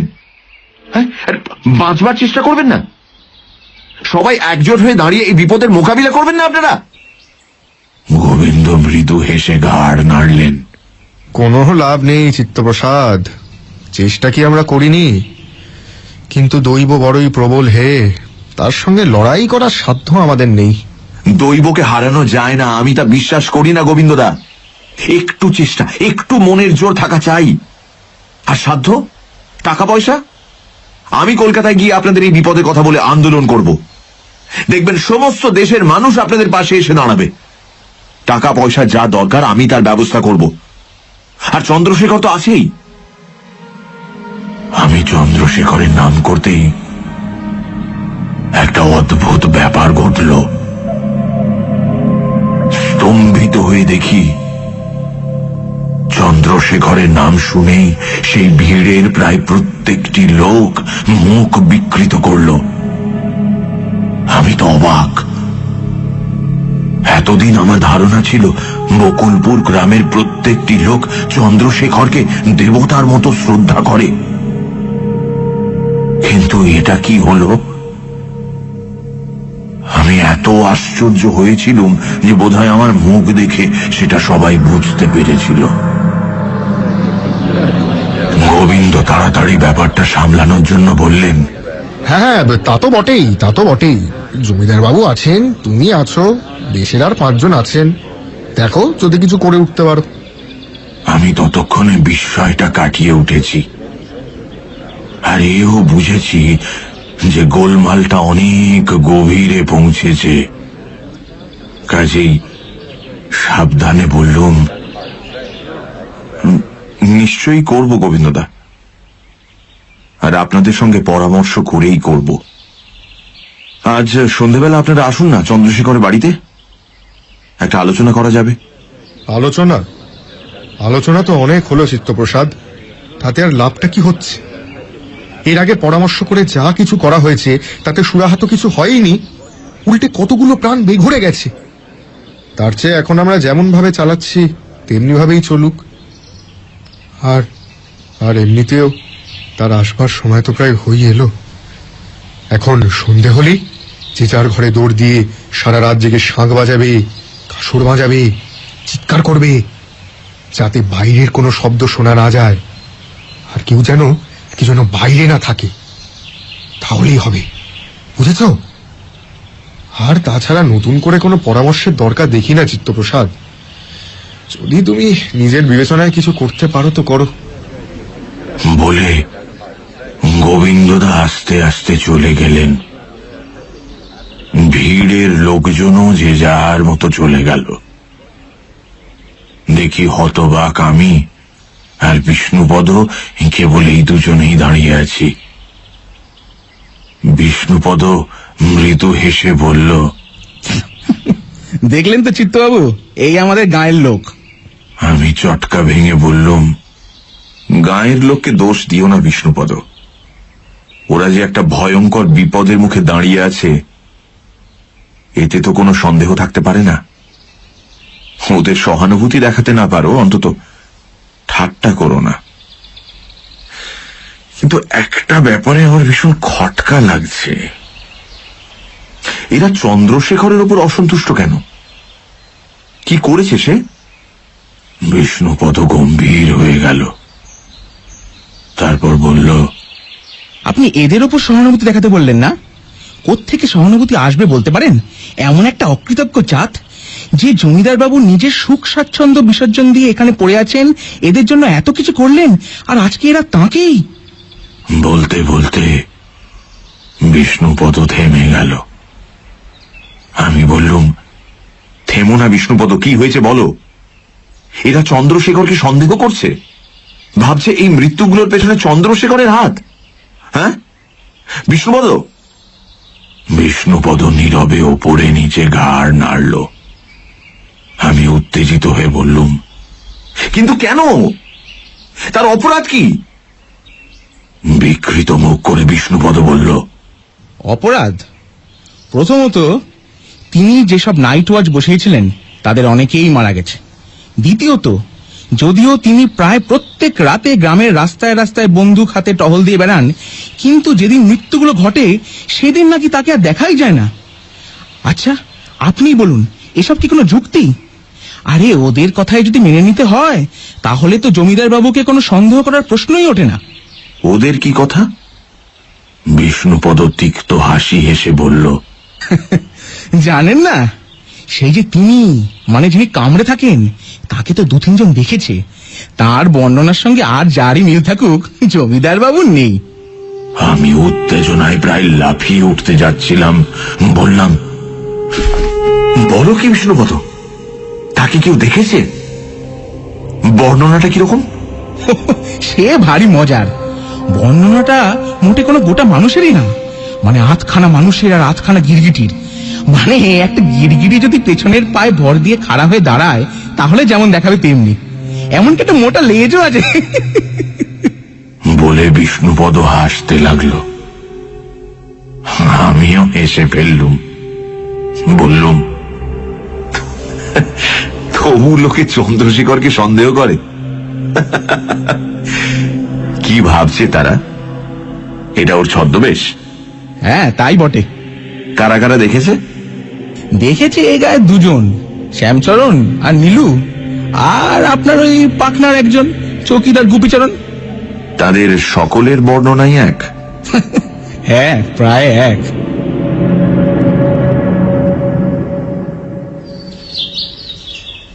যখন বাড়ি ফিরলুম তখন বেশ বেলা হয়েছে।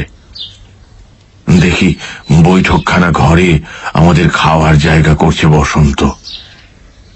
আমাকে আসতে দেখে বসন্ত বলল, এতক্ষণ কোথায় ছিলেন রায়বাবু? জমিদার বাবু অনেকক্ষণ আপনাকে খুঁজছেন। আপনি চান করে আসুন, আমি কাছারি বাড়িতে গিয়ে খবর দিয়ে আসি।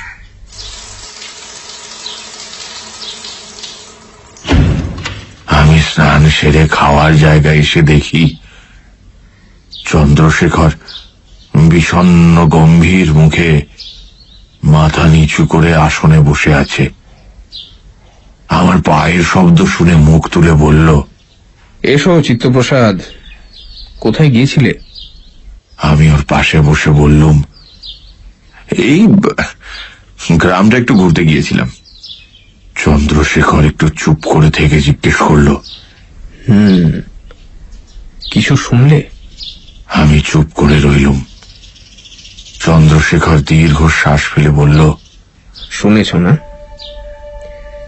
এবার বুঝেছ কেন আমি তোমাকে ডেকে এনেছি?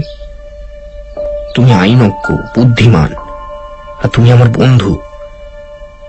এই বিপদ থেকে তুমি আমাকে উদ্ধার করতে পারো। আমার প্রজাদের জীবন আমি রক্ষা করতে পারিনি। আমার সংসার ভেঙে যাচ্ছে, আমি পাগল হয়ে যাচ্ছি চিত্তপ্রসাদ। সংসার ভেঙে যাচ্ছে কেন?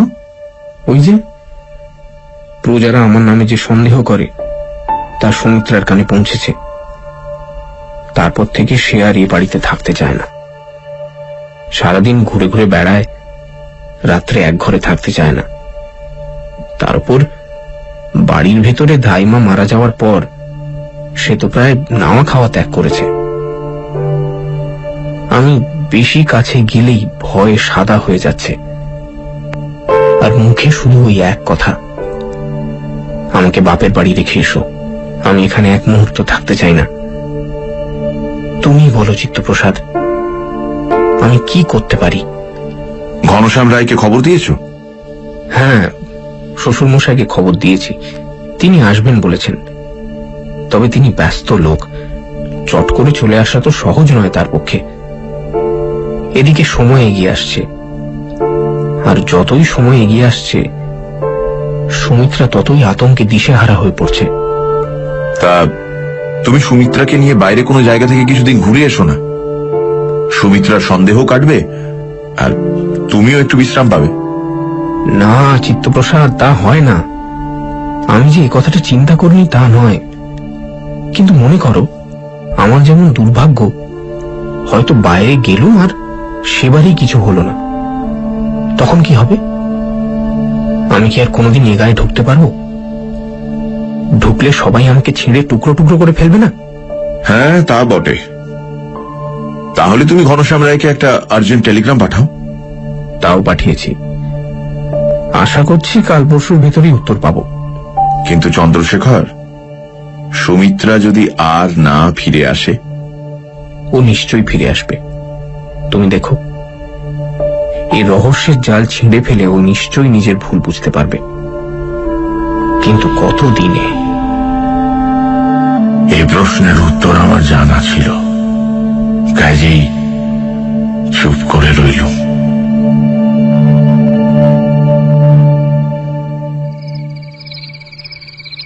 রাত্রিবেলা শুতে যাবার সময় বসন্ত বলল, রায়বাবু, গন্ধটা বাড়ছে, টের পাচ্ছেন? কোন গন্ধটা বসন্ত? আমার নাকে তো নানা রকম গন্ধ আসছে। কাল রাত্রির গন্ধ, মৃত্যুর গন্ধ। আমি শুয়ে পড়ে বললুম, মৃত্যুর গন্ধ যে কেমন তা তো আমার জানা নেই বসন্ত, কাজেই সেটা বাড়ছে না কমছে তা আমি বলবো কি করে বলো? বসন্ত আমার কথার খোঁচাটা বুঝলো কিনা কে জানে। অনেকক্ষণ চুপ করে বসে রইল। তারপর আমার যখন প্রায় ঘুম এসে গেছে, তখন হঠাৎ আমাকে ডেকে বলল, রায়বাবু, আমার চোখটা একটু দেখবেন। কি পাগলামো হচ্ছে বসন্ত, শুয়ে পড়ো। আর বলতে বলতেই ওর দিকে চোখ পড়ায় বিস্ময়ে স্তম্ভিত হয়ে গেলুম। দেখি ওর চোখ দুটোর মধ্যে মনি নেই, পুরোটাই সাদা। কোন রকমে বললাম, কি করছো বসন্ত? এমন চোখ কপালে তুলে বসে আছো কেন? বসন্ত বসন্ত চোখ বন্ধ করে হাসলো, বলল, চোখ কপালে তুলিনি রায়বাবু, মনি দুটো দেখতে পাননি, তাই না? যাক, ভালোই হয়েছে। ভালো হয়েছে মানে? কি ভালো হয়েছে? মনি না দেখতে পাওয়ার মধ্যে ভালোটা কোথায় বসন্ত?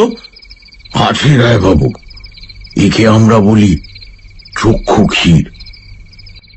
এটা চোখের ওপর এলে তখন চোখ আর দেখতে পায় না, দেখতে পায় বোধহয় মন।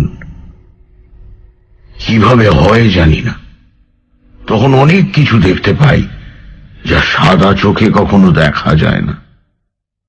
সব সময় তো এটা আসে না, কখনো সখনো কালে ভদ্রে আসে। যখন আসে তখন পৃথিবীটার রূপই পাল্টে যায়। মনে মনে বড্ড চাইছিলুম এটা যেন আসে, প্রার্থনা করছিলুম যদি কোনো পুণ্য ফল আমার থাকে তাহলে এই ভীষণ বিপদের দিনে যেন এটা পাই। দেখো বসন্ত, সারাদিন ধরে নানা রকম ভয়ঙ্কর ভয়ঙ্কর সব কথা শুনতে হয়েছে, তার উপর তুমি এলে তোমার চক্ষু ক্ষীর না চক্ষু স্থির কি সব নিয়ে আমি না আর সহ্য করতে পারছি না। এবার ঘুমোতে দাও। কাল আবার সকালবেলা বেরোতে হবে মোটা ল্যাজওয়ালা আধখানা মানুষ আর আধখানা গিরগিটি সন্ধানে।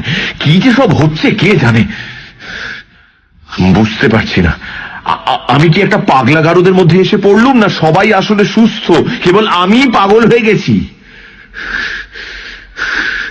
পাগল কেউ হয়নি রায়বাবু, কেবল একটা কথা মনে রাখা দরকার, আমরা রোজ যা চোখে দেখি বা কানে শুনি তার বাইরেও অনেক কিছু হয় বা আছে যা কল্পনা করাও আমাদের পক্ষে অসম্ভব। শেক্সপিয়ারও এরকমই কি একটা কথা যেন বলেছিলেন বটে।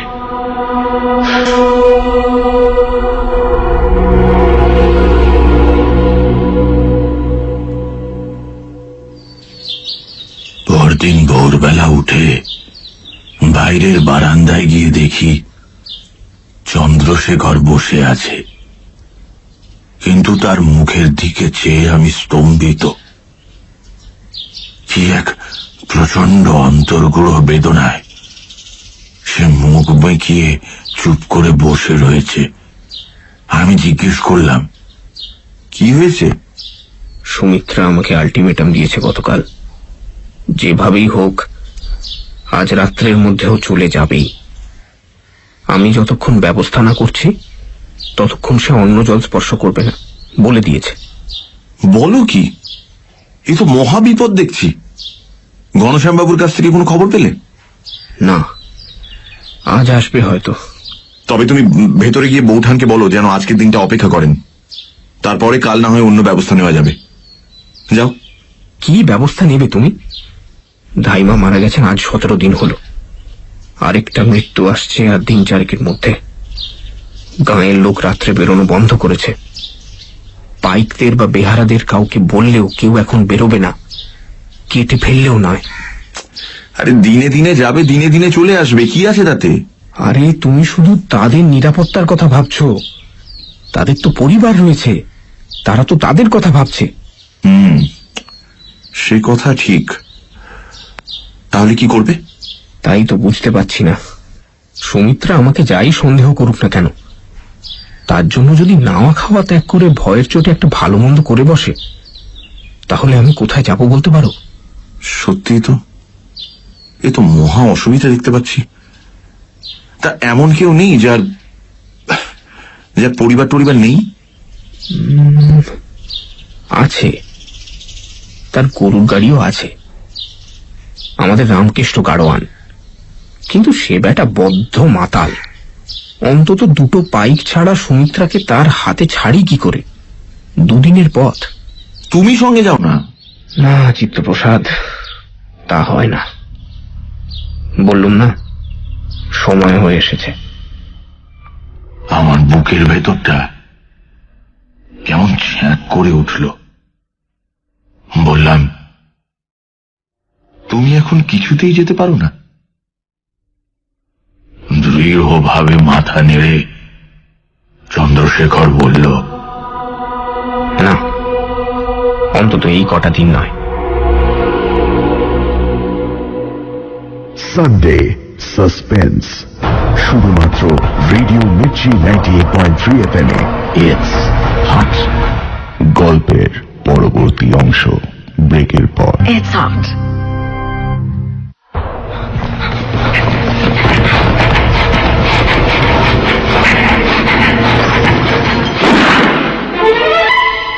সানডে সাসপেন্স, শুধুমাত্র রেডিও মির্চি 98.3 FM এ। It's hot. সানডে সাসপেন্সে আজ মনোজ সেনের লেখা কাল রাত্রি। গ্রামের কিছু প্রত্যক্ষদর্শীর কাছে চিত্তপ্রসাদ জানতে পারে সেই ভয়ানক জীবের বর্ণনা, যার অর্ধেক মানুষ আর অর্ধেক গিরগিটি। গ্রামের লোকের মতে এই প্রাণীটা আর কেউ নয়, স্বয়ং জমিদার বাবু চন্দ্রশেখর। তারপর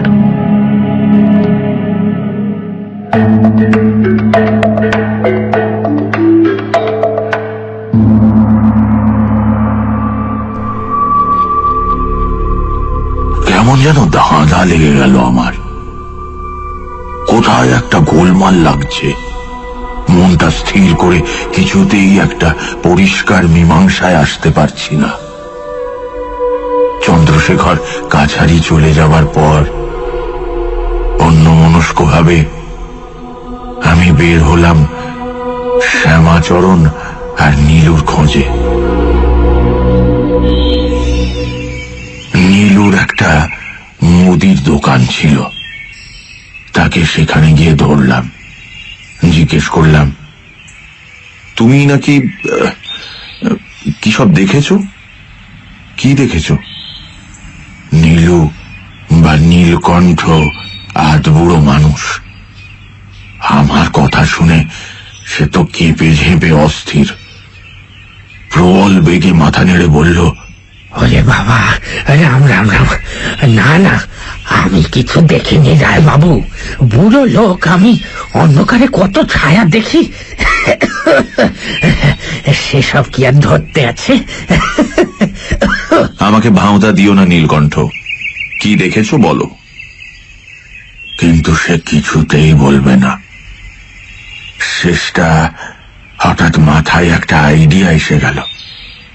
ওর পাশে রাখা হিসেব লেখার স্লেট আর পেন্সিলটা তুলে নিয়ে বিজ্ঞান বইয়ে যে ডাইনোসরের ছবি আঁকা থাকে সেরকম একটা মোটামুটি স্কেচ এঁকে ওকে দেখালাম। মুহূর্তের মধ্যে নীলকণ্ঠের মুখ ভয়ে সাদা হয়ে গেল। ফিস ফিস করে আমাকে জিজ্ঞেস করলো, তবে তুমিও দেখেছো রায় দাদা? তবে তুমিও দেখেছো? আমি কোনো রকমে নিজেকে সামলে নিয়ে বললাম, হ্যাঁ দেখেছি, তবে অনেক দূর থেকে তো, কতটা উঁচু বুঝতে পারিনি। আচ্ছা তুমি বলতে পারো? আমি তো খুব কাছ থেকে দেখিনি, আর এক লহমার জন্য তো, তবে মনে হয় এক মানুষ কি তার চেয়ে একটু বেশি উঁচু হবে। রাম রাম রাম রাম রাম রাম রাম রাম। স্লেটটা ধার নিয়ে গেলাম শ্যামাচরণের কাছে। সে মাঠে কাজ করছিল। আমার ছবি দেখে সে আমার শিল্প প্রতিভার উচ্ছ্বসিত প্রশংসা করতে লাগলো, আর তারও মতে দেখলুম সেটা এক মানুষ সমান উঁচু হবে, আর চোখের পলকে ছুটে বেরিয়ে যায়। শরীরটা যতই ভারী দেখাক না কেন, অবিশ্বাস্য তার গতিবেগ। শ্যামাচরণের কাছ থেকে ফিরে আসতে আসতে দেখলাম মনটা কেমন অসাড় হয়ে যাচ্ছে। এটা কি দুঃস্বপ্ন? এতে কোনো সন্দেহ থাকতে পারে না যে নীলকণ্ঠ আর শ্যামাচরণ আলাদা আলাদা সময় সাদা চোখে, অবশ্য আবছায়া অন্ধকারে, একটা অতিকায় সরীসৃপের অবয়ব দেখেছে। তারা মিথ্যে কথা বলছে না, কারণ আমার মতো ঘাঘু উকিলকে এরকম পর্বত প্রমাণ ধাপ্পা দেওয়া তাদের সাধ্যের বাইরে। তাছাড়া এতে এদের কোনো স্বার্থও থাকতে পারে না। তাহলে এরকম একটা জীব দিন 20-22 কোথায় লুকিয়ে থাকে? চারদিকে যে জঙ্গল আছে সেগুলো এমন কিছু মারাত্মক গভীর, বা সেখানে একদম যে কোনো লোকজন চলাচল করে না তা তো নয়। আর জঙ্গলের দিকে যারা থাকে তারা তো তেমন মরেনি, বরং বেশি মারা গেছে তারা যারা গ্রামের ভেতরের দিকে থাকে। অতএব ধরে নিতে হয় প্রাণীটি গ্রামের ভেতরেই কোথাও লুকিয়ে আছে। কিন্তু সকলের দৃষ্টি এড়িয়ে সে থাকে কোথায়? কেউ কি তাকে লুকিয়ে রাখে? আর দিন 20-22 অন্তর সে ক্ষুধার্ত হলে তাকে ছেড়ে দেয়? তাহলে নিশির ডাক, সেটা যদি সত্যি হয় তাহলে বলতে হবে কেউ সেই সরীসৃপটি সঙ্গে নিয়ে বেরোয়, তাকে শিকার ধরে নিতে সাহায্য করে। কিন্তু সে কে? আর এরকম একটা অতিকায় সরীসৃপ লুকিয়ে রাখার মতো জায়গাই বা কোথায়? তাহলে কি জমিদার বাড়ি? অসম্ভব নয়। ও বাড়ির তো মাত্র একটা অংশে চন্দ্রশেখর থাকে, আর বেশিরভাগ অংশই তো তালা বন্ধ হয়ে পড়ে থাকে। ওদিকে কি কিছু আছে?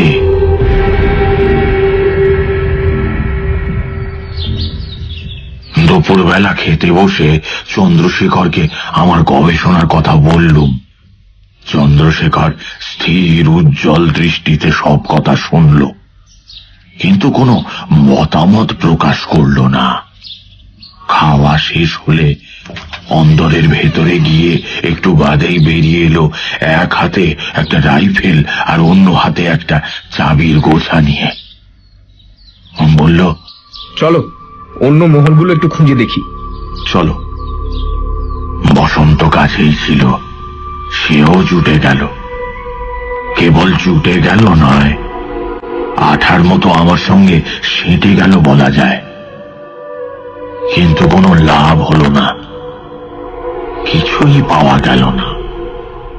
আমরা হতাশ হয়ে ফিরে এলাম। বৈঠকখানা ঘরে এসে বসতেই একজন পাইক একটা টেলিগ্রাম দিল ওই চন্দ্রশেখরের হাতে। সেটা পড়ে চন্দ্রশেখরের মুখটা ছাইয়ের মতো ফ্যাকাশে হয়ে গেল। আমি ব্যস্ত হয়ে জিজ্ঞেস করলুম, কি হলো? হ্যাঁ? ভাঙা গলায় চন্দ্রশেখর বলল, শ্বশুর মশাইয়ের তার, উনি আসছেন, তবে আরো 7 দিন বাদে। সেদিন সন্ধেবেলা চন্দ্রশেখর আমাকে ওর অন্দরমহলের বসবার ঘরে ডেকে পাঠালো। ঘরে ঢুকে দেখি ঘরের মাঝখানে চন্দ্রশেখর দাঁড়িয়ে রয়েছে। মুখটা লাল টকটক করছে, আর এক কোণে পেছন ফিরে গোমটা টানা একটি মেয়ে। বুঝলাম সুমিত্রা। আর এও বুঝতে পারলাম দাম্পত্য কলহে কিছুতেই জিততে না পেরে চন্দ্রশেখর আমাকে ডেকে পাঠিয়েছে সাহায্যের জন্য। চন্দ্রশেখর আমাকে দেখে চাপা গলায় বলল, তোমার বৌঠানকে একটু বুঝ বলতো চিত্তপ্রসাদ, যে আজ রাত্রে তার পক্ষে এই গ্রাম ছেড়ে যাওয়া সম্ভব নয়, কোনো মতেই সম্ভব নয়। ঘোমটার আড়াল থেকে রাগী কণ্ঠে প্রশ্ন এলো, কেন সম্ভব নয়? সম্ভব করলেই সম্ভব। রাগী কণ্ঠে প্রশ্ন বললাম বটে, কিন্তু কি গলা! মনে হলো যেন একটা সেতার বেজে উঠল।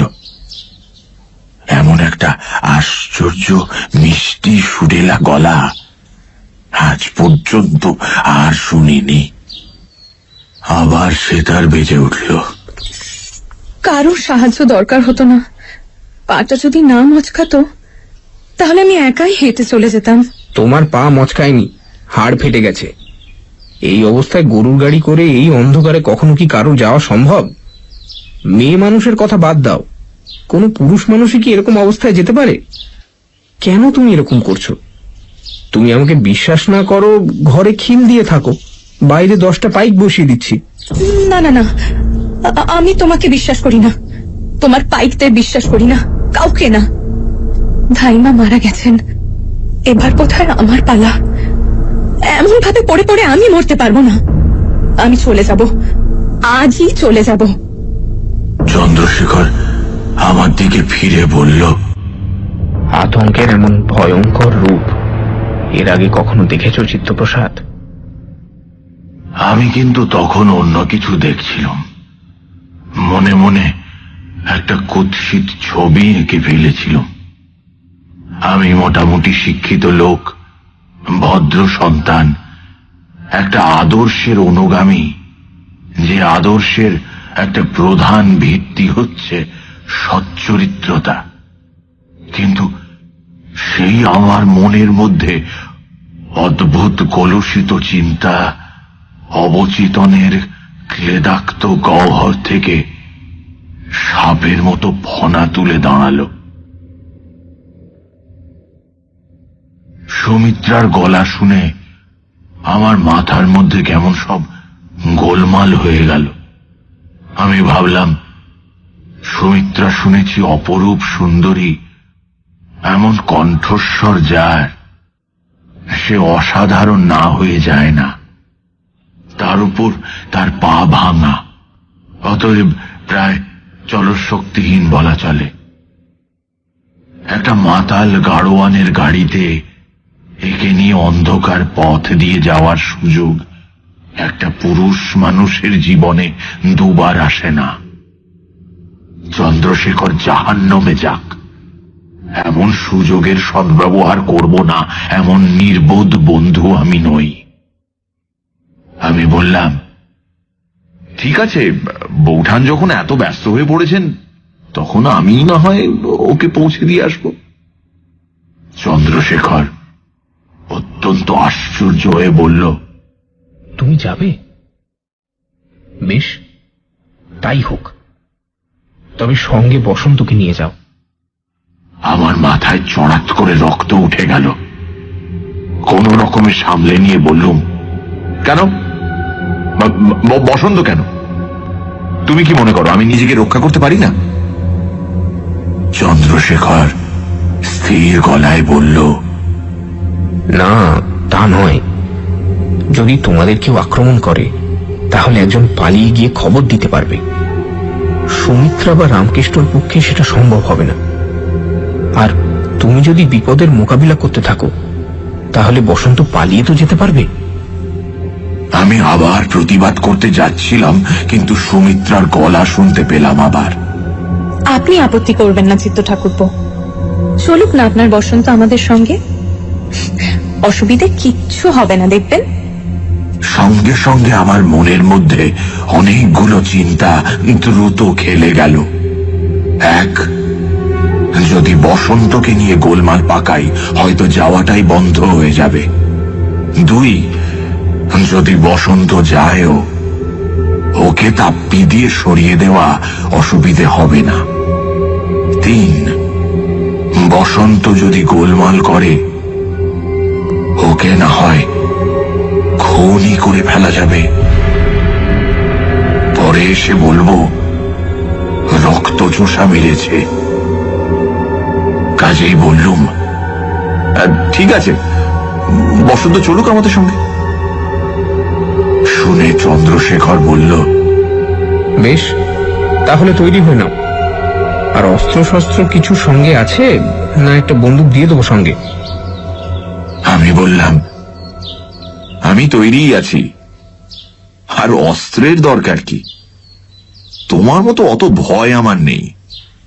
তাছাড়া আমি তো বন্দুক চালাতেই জানি না। না, অস্ত্র ছাড়া আমি তোমাদের কিছুতেই যেতে দেব না। তুমি না নাও, বসন্ত নিক। ওকে ডাকো, দেখি অন্তত সরকি চালাতে জানে কিনা। বসন্ত ঘরে ঢুকেই একটা ঝাঁকানি দিয়ে শরীর শক্ত করে দাঁড়িয়ে গেল। চন্দ্রশেখর একটু বিস্মিত হয়েই জিজ্ঞেস করল, কি হলো বসন্ত? বসন্ত একটা অস্বাভাবিক গম্ভীর গলায় বলল, গন্ধটা বড্ড বেশি। চন্দ্রশেখর আবার কি একটা প্রশ্ন করতে যাচ্ছিল, আমি বাধা দিয়ে বললাম, তোমার এই ন্যাকামো বন্ধ করতো বসন্ত। জমিদার বাবু যা প্রশ্ন করছেন তার জবাব দাও। গন্ধ গন্ধ করে মাথা খারাপ করে দিল একেবারে। আমার রূঢ়তায় বসন্ত চমকে উঠল। আমার দিকে অবাক হয়ে তাকিয়ে জিজ্ঞেস করল, কি প্রশ্ন? বলতে বলতে দেখি ওর চোখের উপর একটা অস্বচ্ছ ঘন তরল আবরণ নেমে এসে মণি দুটোকে আড়াল করে দিচ্ছে। দেখে রাগে আমার সর্বাঙ্গ জ্বলে উঠল। ওকে চিৎকার করে গালাগালি করতে ইচ্ছে হলো, কিন্তু আমি কিছু করার আগেই চন্দ্রশেখর জিজ্ঞেস করল, তুমি কি বন্দুক চালাতে জানো বসন্ত? বসন্ত মাথা নেড়ে বলল, না। সরকি চালাতে পারো বা বর্ষা? হ্যাঁ পারি। সরকির খেলায় আমি গুরু যাদব চন্দ্র পালের শিষ্য। বলে দু হাত জোর করে মাথায় ঠেকালো বসন্ত। জয় গুরু। চন্দ্রশেখর একটা দেয়াল আলমারির ভেতর থেকে একটা রূপো বাঁধানো লাঠি বের করে নিয়ে এলো। সেটার মাথাটা খুলতেই ভেতর থেকে প্রায় 1 হাত লম্বা একটা চকচকে ইস্পাতের ফলা বেরিয়ে এলো। সেই প্রাণঘাতী অস্ত্রটাকে বসন্তের হাতে ধরিয়ে দিয়ে চন্দ্রশেখর জিজ্ঞেস করল, এটা ব্যবহার করতে পারবে? এটা আমার ঠাকুর দাদার গুপ্তি, তার বংশের মর্যাদা রেখেছে অনেকবার। বসন্ত গুপ্তিটা ভক্তি ভরে নাড়াচাড়া করে বলল, হ্যাঁ, এই অস্ত্র ব্যবহার করতে পারবো, কিন্তু কেন, কোথায় ব্যবহার করতে হবে? এবার আমি কথা বললাম, বউ ঠাকুরানী আজ এক্ষুনি বাপের বাড়ি যাবেন, গরুর গাড়িতে যাবেন, সঙ্গে আমি থাকব। তোমাকে সঙ্গে যেতে হবে। বসন্ত দৃঢ়ভাবে ঘাড় নাড়ল, বলল, না, আপনার যাওয়া হতে পারে না রায়বাবু। গন্ধটা আজ বড্ড বেশি, আর আপনার ভেতরে সে কথা থাক, আমি আপনাকে কিছুতেই যেতে দেব না। বসন্তের কথায় রাগে আমার মাথায় রক্ত উঠে গেল। আমি চিৎকার করে বললুম, তুমি আমায় যেতে দেবে না? কোথাকার লাট সাহেব তুমি? তুমি না যাও, এই গুপ্তি নিয়ে আমি একাই যাব। ওটা দাও আমাকে, দাও। বসন্ত বিনা বাক্য ব্যয়ে অস্ত্রটা আমার হাতে দিয়ে দিল, কিন্তু আমি সেটা ভালো করে ধরার আগেই চন্দ্রশেখর আমার হাত থেকে টেনে নিল সেটা। বলল, না না চিত্তপ্রসাদ, এই জিনিস চালানো বড় সহজ নয়। কায়দা জানা না থাকলে নিজেই আহত হয়ে পড়বে, এমনকি কোনো গুরুতর বিপদ ঘটে যাওয়াও কিছু অসম্ভব নয়। তারপর বসন্তের দিকে তাকিয়ে বলল, যাও না বসন্ত, আমি বউ ঠাকুরানীকে কথা দিয়েছি যে তাকে আজ বাপের বাড়ি রওনা করিয়ে দেবই। বসন্ত ঘাড় নিচু করে বলল, না জমিদার বাবু, সেটা অসম্ভব। তখন ঘরের কোণ থেকে আবার সেই শততন্ত্রী বীণা বেজে উঠল। কিন্তু যেতে যে আমাকে হবেই বসন্ত। তুমি না নিয়ে গেলে আমি যাব কি করে বলো? ঘরে যে একজন তৃতীয় ব্যক্তি রয়েছেন সেটা এতক্ষণ বসন্ত বুঝতে পারেনি। সুমিত্রার গলা শুনে আগের মতো ঘাড় নিচু করেই একটু অস্বস্তি ভরা গলায় বলল, আমাকে ক্ষমা করবেন মা, আমি বুঝতে পারিনি আপনি ঘরেই আছেন। তবে ছেলের বেয়াদবি মাফ করবেন, আমি কিছুতেই যাব না, রায়বাবুকেও যেতে দেব না। মানে আমি জীবিত থাকতে উনি যেতে পারবেন না। শুনে আমি বলতে গেলুম যে জীবিত তুমি থাকবে না, কিন্তু তার আগে সুমিত্রা বলে উঠল, আমার অনুরোধ তুমি রাখবে না বসন্ত? বলতে বলতে এসে বসন্তর সামনে দাঁড়ালো। বসন্ত যথারীতি চোখ নিচু করে বলল, না বউ ঠাকুরুন, আমায় মাফ করতে হবে, আজ বন্ধটা বড্ড বেশি। তখন সুমিত্রা একটা অদ্ভুত কাজ করল, এমন কাজ যা সে যুগে কোনো জমিদার বাড়ির বউয়ের পক্ষে করা শুধু অদ্ভুতই নয়, অসম্ভব ছিল। বসন্তের সামনে সে মুখের ঘোমটা সরিয়ে পিঠের ওপর ফেলে দিল, বলল, আমার মুখের দিকে তাকাও বসন্ত, বলো আমাকে এখান থেকে উদ্ধার করবে না? আমি আর চন্দ্রশেখর স্তম্ভিত বিস্ময়ে সুমিত্রার দিকে চেয়ে রইলুম। সে কি আশ্চর্য রূপ! একজন সীতার জন্য যে লঙ্কা ধ্বংস হতে পারে, একজন হেলেনের জন্য নিশ্চিহ্ন হতে পারে ট্রয়, বা একজন দ্রৌপদীর জন্য নির্বংশ হতে পারে কুরু রাজবংশ, তাতে আজ আর আমার বিন্দুমাত্র সন্দেহ নেই। সেই রূপ আমার সর্বাঙ্গে বাসনার আগুন জ্বালিয়ে দিল। ইচ্ছে হলো এই দেবভোগ্য সৌন্দর্যে অধিকার শুধু আমার। চন্দ্রশেখর আর বসন্ত দুজনকে গলা টিপে মেরে কে বুকে নিয়ে অন্ধকারে পালিয়ে যাব। কেউ বাধা দিতে এলে শেষ করে দেব তাকেও। আমার এই চিন্তার মধ্যেই সুমিত্রা আবার বিনায় ঝংকার তুলল। তাকাও বসন্ত, আমার দিকে তাকাও। চোখ নামানো অবস্থায় বসন্ত আস্তে আস্তে মুখ তুলে ঘোলাটে চোখ রাখল সুমিত্রার মুখে। এক মুহূর্ত, তারপরেই মাতালের মতো তীক্ষ্ণ তীব্র চিৎকার করে উঠল, কে তুমি? কে তোমাকে এখানে এনেছে? চন্দ্রশেখর এক পায়ে গিয়ে বিস্ময় কম্পিত গলায় বলল, উনি বউ ঠাকুরানী বসন্ত, উনি বাপের বাড়ি যাবেন। বাপের বাড়ি? কোথায় বাপের বাড়ি? ওর বাপের বাড়ি গঙ্গা যমুনা গ্রামে, এখান থেকে দুদিনের রাস্তা। গঙ্গা যমুনা গ্রাম? দুদিনের রাস্তা? ওর বাপের বাড়ি নরকে জমিদার বাবু, পৃথিবীর পেটের মধ্যে পাতালে, যেখানে গন গন করে আগুন জ্বলছে। এই পিশাচিরা উঠে আসে সেখান থেকে। এরা যা কিছু ছোঁয় তাই অপবিত্র হয়, যার দিকে তাকায় সেই অপবিত্র হয়ে যায়। এদের পেশাতির লালসার, এদের তৃপ্তি মৃত্যু আর ধ্বংসে। এদের গলার মধ্যে বিষ জমে ওঠে, সেই বিষ ঠেলে একটা প্রাণ না নিলে এরা নিজেরাই সেই বিষের জ্বালায় জ্বলে মরে।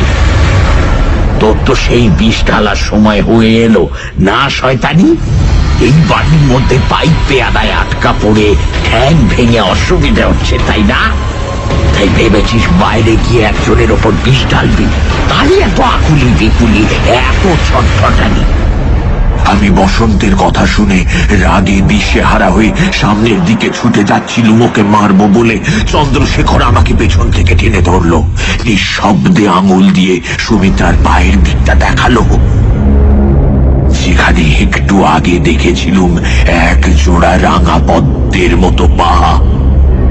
সেখানে কি দেখলুম? বসন্ত তখনও বলে চলেছে, তার হতে দিচ্ছি না, আমি তোকে কিছুতেই বেরোতে দেব না, তুই নিজের বিষে চলে পুড়ে মরবি, তাই আমি দেখব।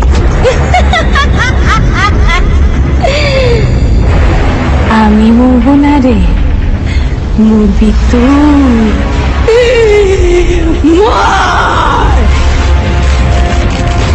বলতে বলতেই ফরফর করে কাপড় ছেঁড়া শব্দ হলো।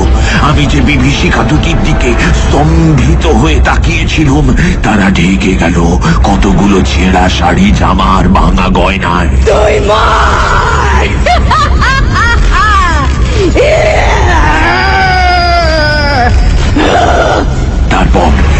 তারপর একসঙ্গে দুটো শব্দ শুনলাম, একটা বসন্তের ক্ষীণ হাহাকার আর একটা খ্যাক করে আওয়াজ।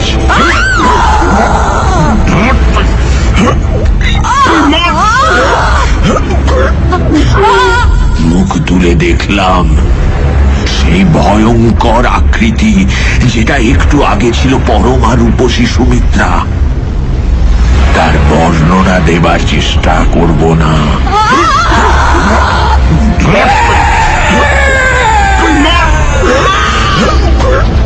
সেই ভীষণ আকার একটা শরীর মৃত্যু যন্ত্রণায় আছাড়ি বিছাড়ি খাচ্ছে। তার গলায় চন্দ্রশেখরের হাতের গুপ্তিটা আমূল গাঁথা।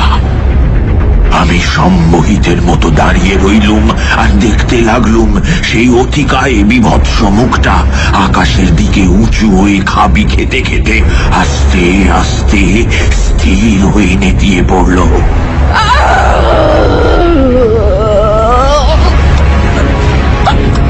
শেষে শরীরটা বার কয়েক ঝাঁকানি খেল।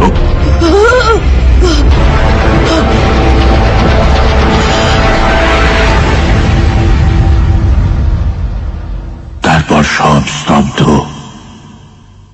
চুপ। তবে বিস্ময়ের এখানে শেষ ছিল না। আবার আমাদের চোখের সামনে সেই নারকীয় দুঃস্বপ্নের একটা পরিবর্তন ঘটতে লাগলো। বোধহয় 5 মিনিট।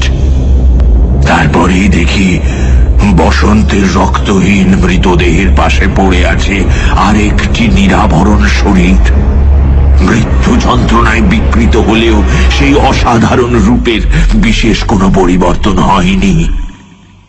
কিন্তু আশ্চর্য, এই যে সেই রূপ দেখে এবার আমার মনের মধ্যে যে ভাব জেগে উঠল, তা আতঙ্কের। মনে হলো এক্ষুনি পালিয়ে যাই।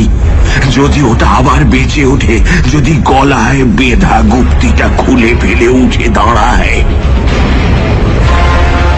চন্দ্রশেখরের দিকে তাকিয়ে দেখি সে তখনও আতঙ্ক, অবিশ্বাস, ঘৃণা, বিস্ময় মেশানো বিস্ফারিত দৃষ্টিতে মৃতদেহ দুটির দিকে তাকিয়ে আছে।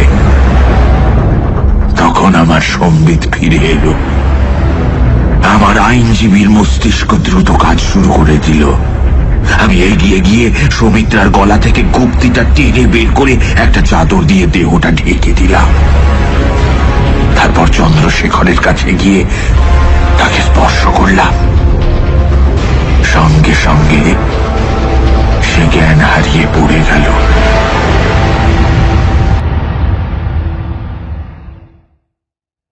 চন্দ্রশেখরের যখন জ্ঞান ফিরে এলো, তখন তার মুখের দিকে তাকিয়ে মনে হলো যেন সে দীর্ঘকাল কোন দুরারোগ্য অসুখের পর সদ্য সুস্থ হয়েছে।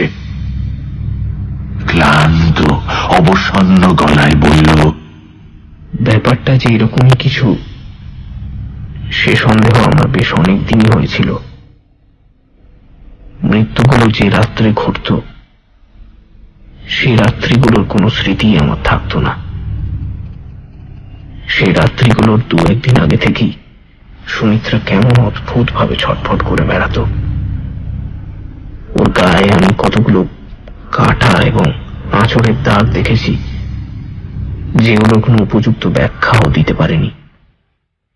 আর যেদিন বাঁদরটা মারা পড়ল, সেদিন ওর পায়ের হাড় ভাঙার কোনো কারণই খুঁজে পাচ্ছিলাম না।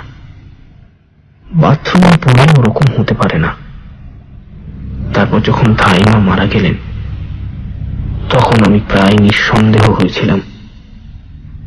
অন্তত এটুকু বুঝেছিলাম যে আমার বিয়ের পর থেকে এখানে যে কাণ্ড শুরু হয়েছে, তার শেকড়টা রয়েছে আমারই বাড়িতে। তবে ব্যাপারটা যে এমন ভয়ঙ্কর তা আমি স্বপ্নেও কল্পনা করি আর কিছু করতেও পারছিলাম না। কেমন যেন সময়ের মধ্যে ছিল। তবে আমার অবচেতন বোধহয় তৈরি হচ্ছিল। তাই আজ চোখের সামনে ওই দৃশ্য দেখেই আমার হাত বুদ্ধিটা ছুঁড়ল লক্ষ্যস্থলে। কিন্তু তাকে আমার বোধ শক্তি চালায়নি, চালিয়েছে আমার মগ্ন চৈতন্য।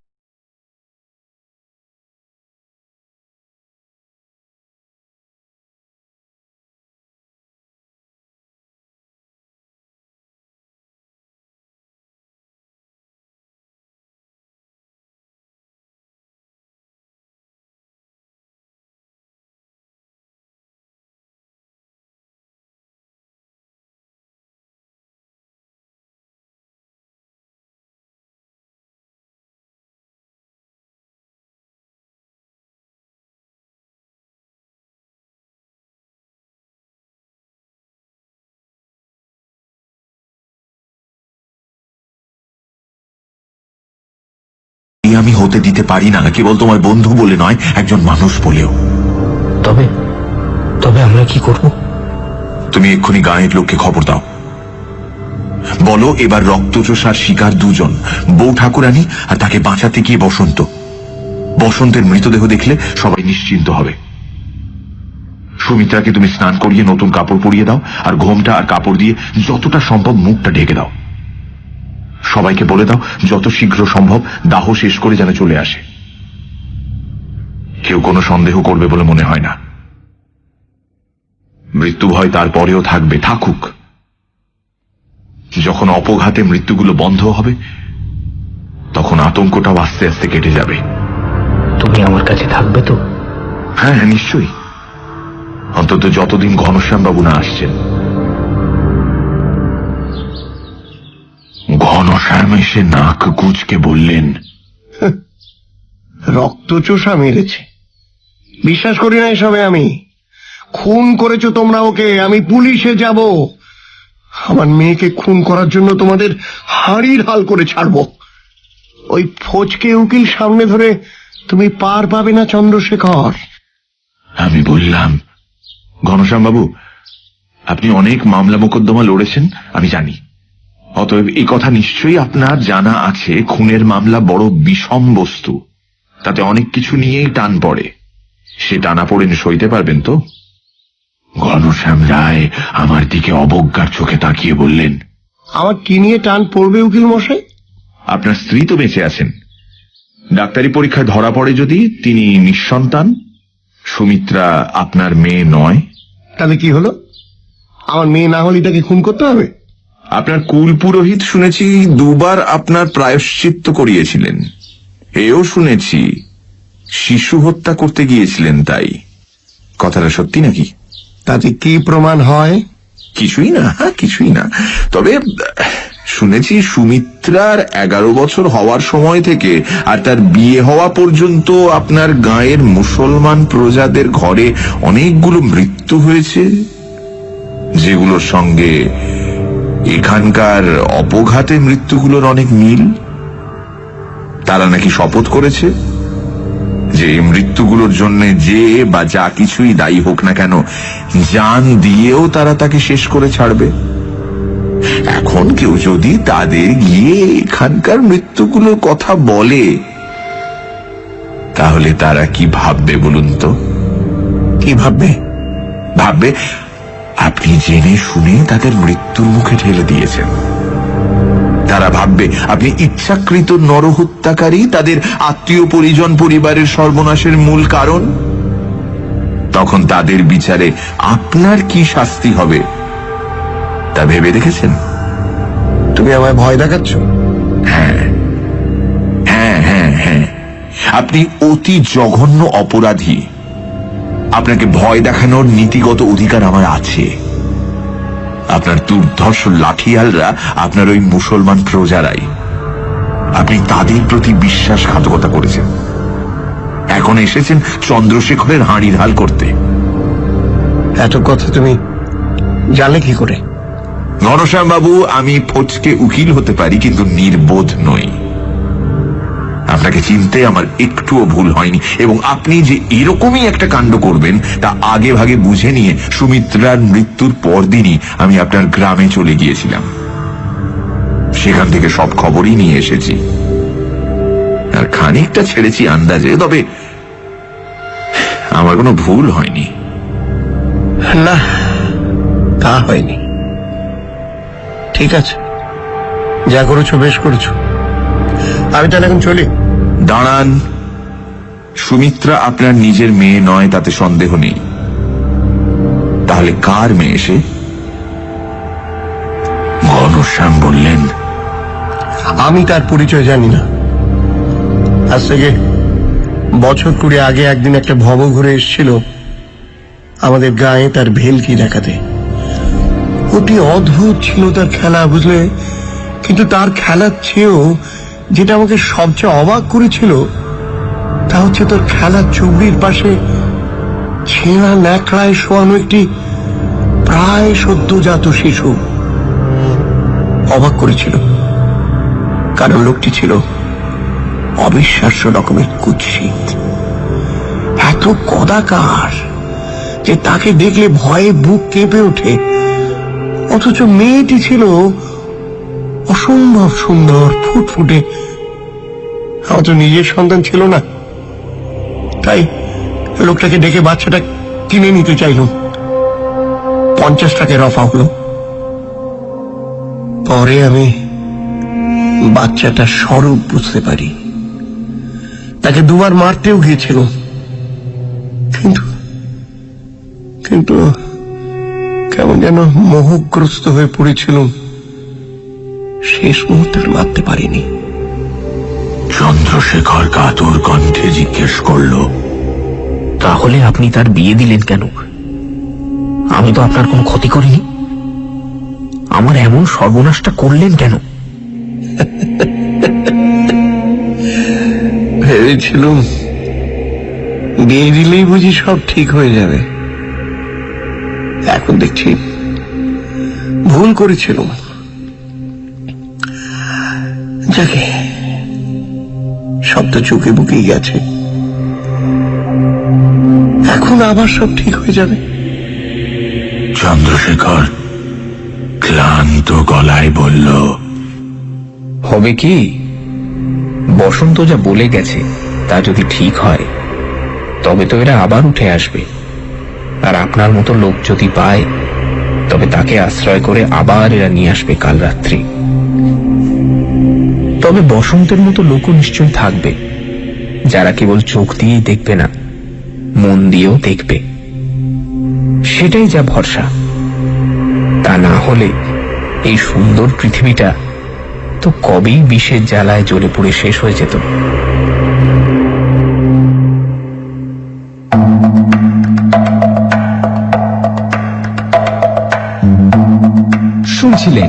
কাল রাত্রি রচনা মনোজ সেন, গল্প পাঠে এবং চিত্তপ্রসাদের চরিত্রে মীর, বসন্ত দীপ, চন্দ্রশেখর অতুল মণ্ডল, নীলু, বিকাশ এবং অন্যান্য চরিত্রে সোমক, কার্তিক, পুষ্পল, বিষ্ণুপদ, শঙ্খশুভ্র, গোবিন্দ, অগ্নিজিৎ, ঘনশ্যাম। 11 বছর হওয়ার সময় থেকে আর তার বিয়ে হওয়া পর্যন্ত আপনার গাঁয়ের মুসলমান প্রজাদের ঘরে অনেকগুলো মৃত্যু হয়েছে, যেগুলোর সঙ্গে এখানকার অপঘাতে মৃত্যুগুলোর অনেক মিল। তারা নাকি শপথ করেছে যে এই মৃত্যুগুলোর জন্য যে বা যা কিছুই দায়ী হোক না কেন, জান দিয়েও তারা তাকে শেষ করে ছাড়বে। এখন কেউ যদি তাদের গিয়ে এখানকার মৃত্যুগুলোর কথা বলে, তাহলে তারা কি ভাববে বলুন তো? কি ভাববে? ভাববে আপনি জেনে শুনে তাদের মৃত্যুর মুখে ঠেলে দিয়েছেন। তারা ভাববে আপনি ইচ্ছাকৃত নরহত্যাকারী, তাদের আত্মীয় পরিজন পরিবারের সর্বনাশের মূল কারণ। তখন তাদের বিচারে আপনার কি শাস্তি হবে তা ভেবে দেখেছেন? তুমি আমায় ভয় দেখাচ্ছ? হ্যাঁ হ্যাঁ হ্যাঁ হ্যাঁ, আপনি অতি জঘন্য অপরাধী। আপনাকে ভয় দেখানোর নীতিগত অধিকার আমার আছে। আপনার দুর্ধর্ষ লাঠিয়ালরা আপনার ওই মুসলমান প্রজারাই। আপনি তাদের প্রতি বিশ্বাসঘাতকতা করেছেন, এখন এসেছেন চন্দ্রশেখরের হাঁড়ির হাল করতে। এত কথা তুমি জানলে কি করে? ঘনশ্যাম বাবু, আমি ফচকে উকিল হতে পারি, কিন্তু নির্বোধ নই। আপনাকে চিনতে আমার একটুও ভুল হয়নি, এবং আপনি যে এরকমই একটা কাণ্ড করবেন তা আগে ভাগে বুঝে নিয়ে সুমিত্রার মৃত্যুর পরদিনই আমি আপনার গ্রামে চলে গিয়েছিলাম। সেখান থেকে সব খবরই নিয়ে এসেছি, আর খানিকটা ছেড়েছি আন্দাজে, তবে আমার কোনো ভুল হয়নি। না, তা হয়নি। ঠিক আছে, যা করেছো বেশ করেছো। আমি তাহলে এখন চলি। দাঁড়ান, সুমিত্রা আপনার নিজের মেয়ে নয় তাতে সন্দেহ নেই। তাহলে কার মেয়ে সে? ঘনশ্যাম বললেন, আমি তার পরিচয় জানি না। আজ থেকে বছর 20 আগে একদিন একটা ভব ঘুরে এসেছিল আমাদের গায়ে তার ভেলকি দেখাতে। অতি অদ্ভুত ছিল তার খেলা, বুঝলে? কিন্তু তার খেলার চেয়েও যেটা আমাকে সবচেয়ে অবাক করেছিল তা হচ্ছে তোর খেলার চুবড়ির পাশে ছেঁড়া ন্যাকড়ায় শোয়ানো একটি প্রায় সদ্যজাত শিশু।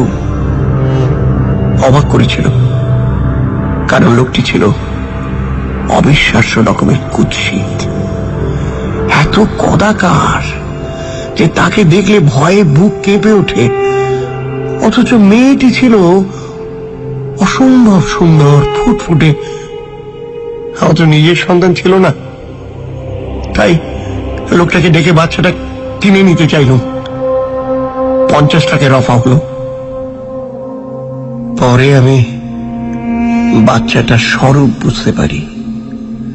তাকে দুবার মারতেও গিয়েছিল, কিন্তু কিন্তু কেমন যেন মোহগ্রস্ত হয়ে পড়েছিল। শেষ মুহূর্তে মারতে পারিনি। চন্দ্রশেখর কাতর কণ্ঠে জিজ্ঞেস করল, তাহলে আপনি তার বিয়ে দিলেন কেন? আমি তো আপনার কোনো ক্ষতি করিনি, আমার এমন সর্বনাশটা করলেন কেন? ভেবেছিলুম বিয়ে দিলেই বুঝি সব ঠিক হয়ে যাবে। এখন দেখছি ভুল করেছিলাম। যাকে সব তো চুকে বুকে গেছে, এখন আবার সব ঠিক হয়ে যাবে। চন্দ্রশেখর ক্লান্ত গলায় বলল, হবে কি?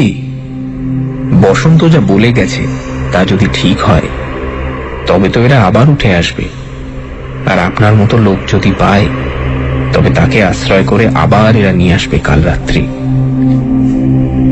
তবে বসন্তের মতো লোকও নিশ্চয়ই থাকবে যারা কেবল চোখ দিয়েই দেখবে না, মন দিয়েও দেখবে।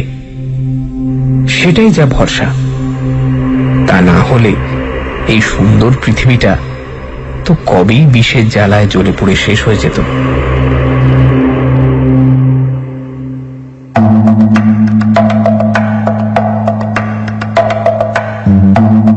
শুনছিলেন কাল রাত্রি, রচনা মনোজ সেন, গল্প পাঠে এবং চিত্তপ্রসাদের চরিত্রে মীর, বসন্ত, দীপ, চন্দ্রশেখর, অতুল মণ্ডল, নীলু, বিকাশ এবং অন্যান্য চরিত্রে সোমক, কার্তিক, পুষ্পল, বিষ্ণুপদ, শঙ্খশুভ্র, গোবিন্দ, অগ্নিজিৎ, ঘন।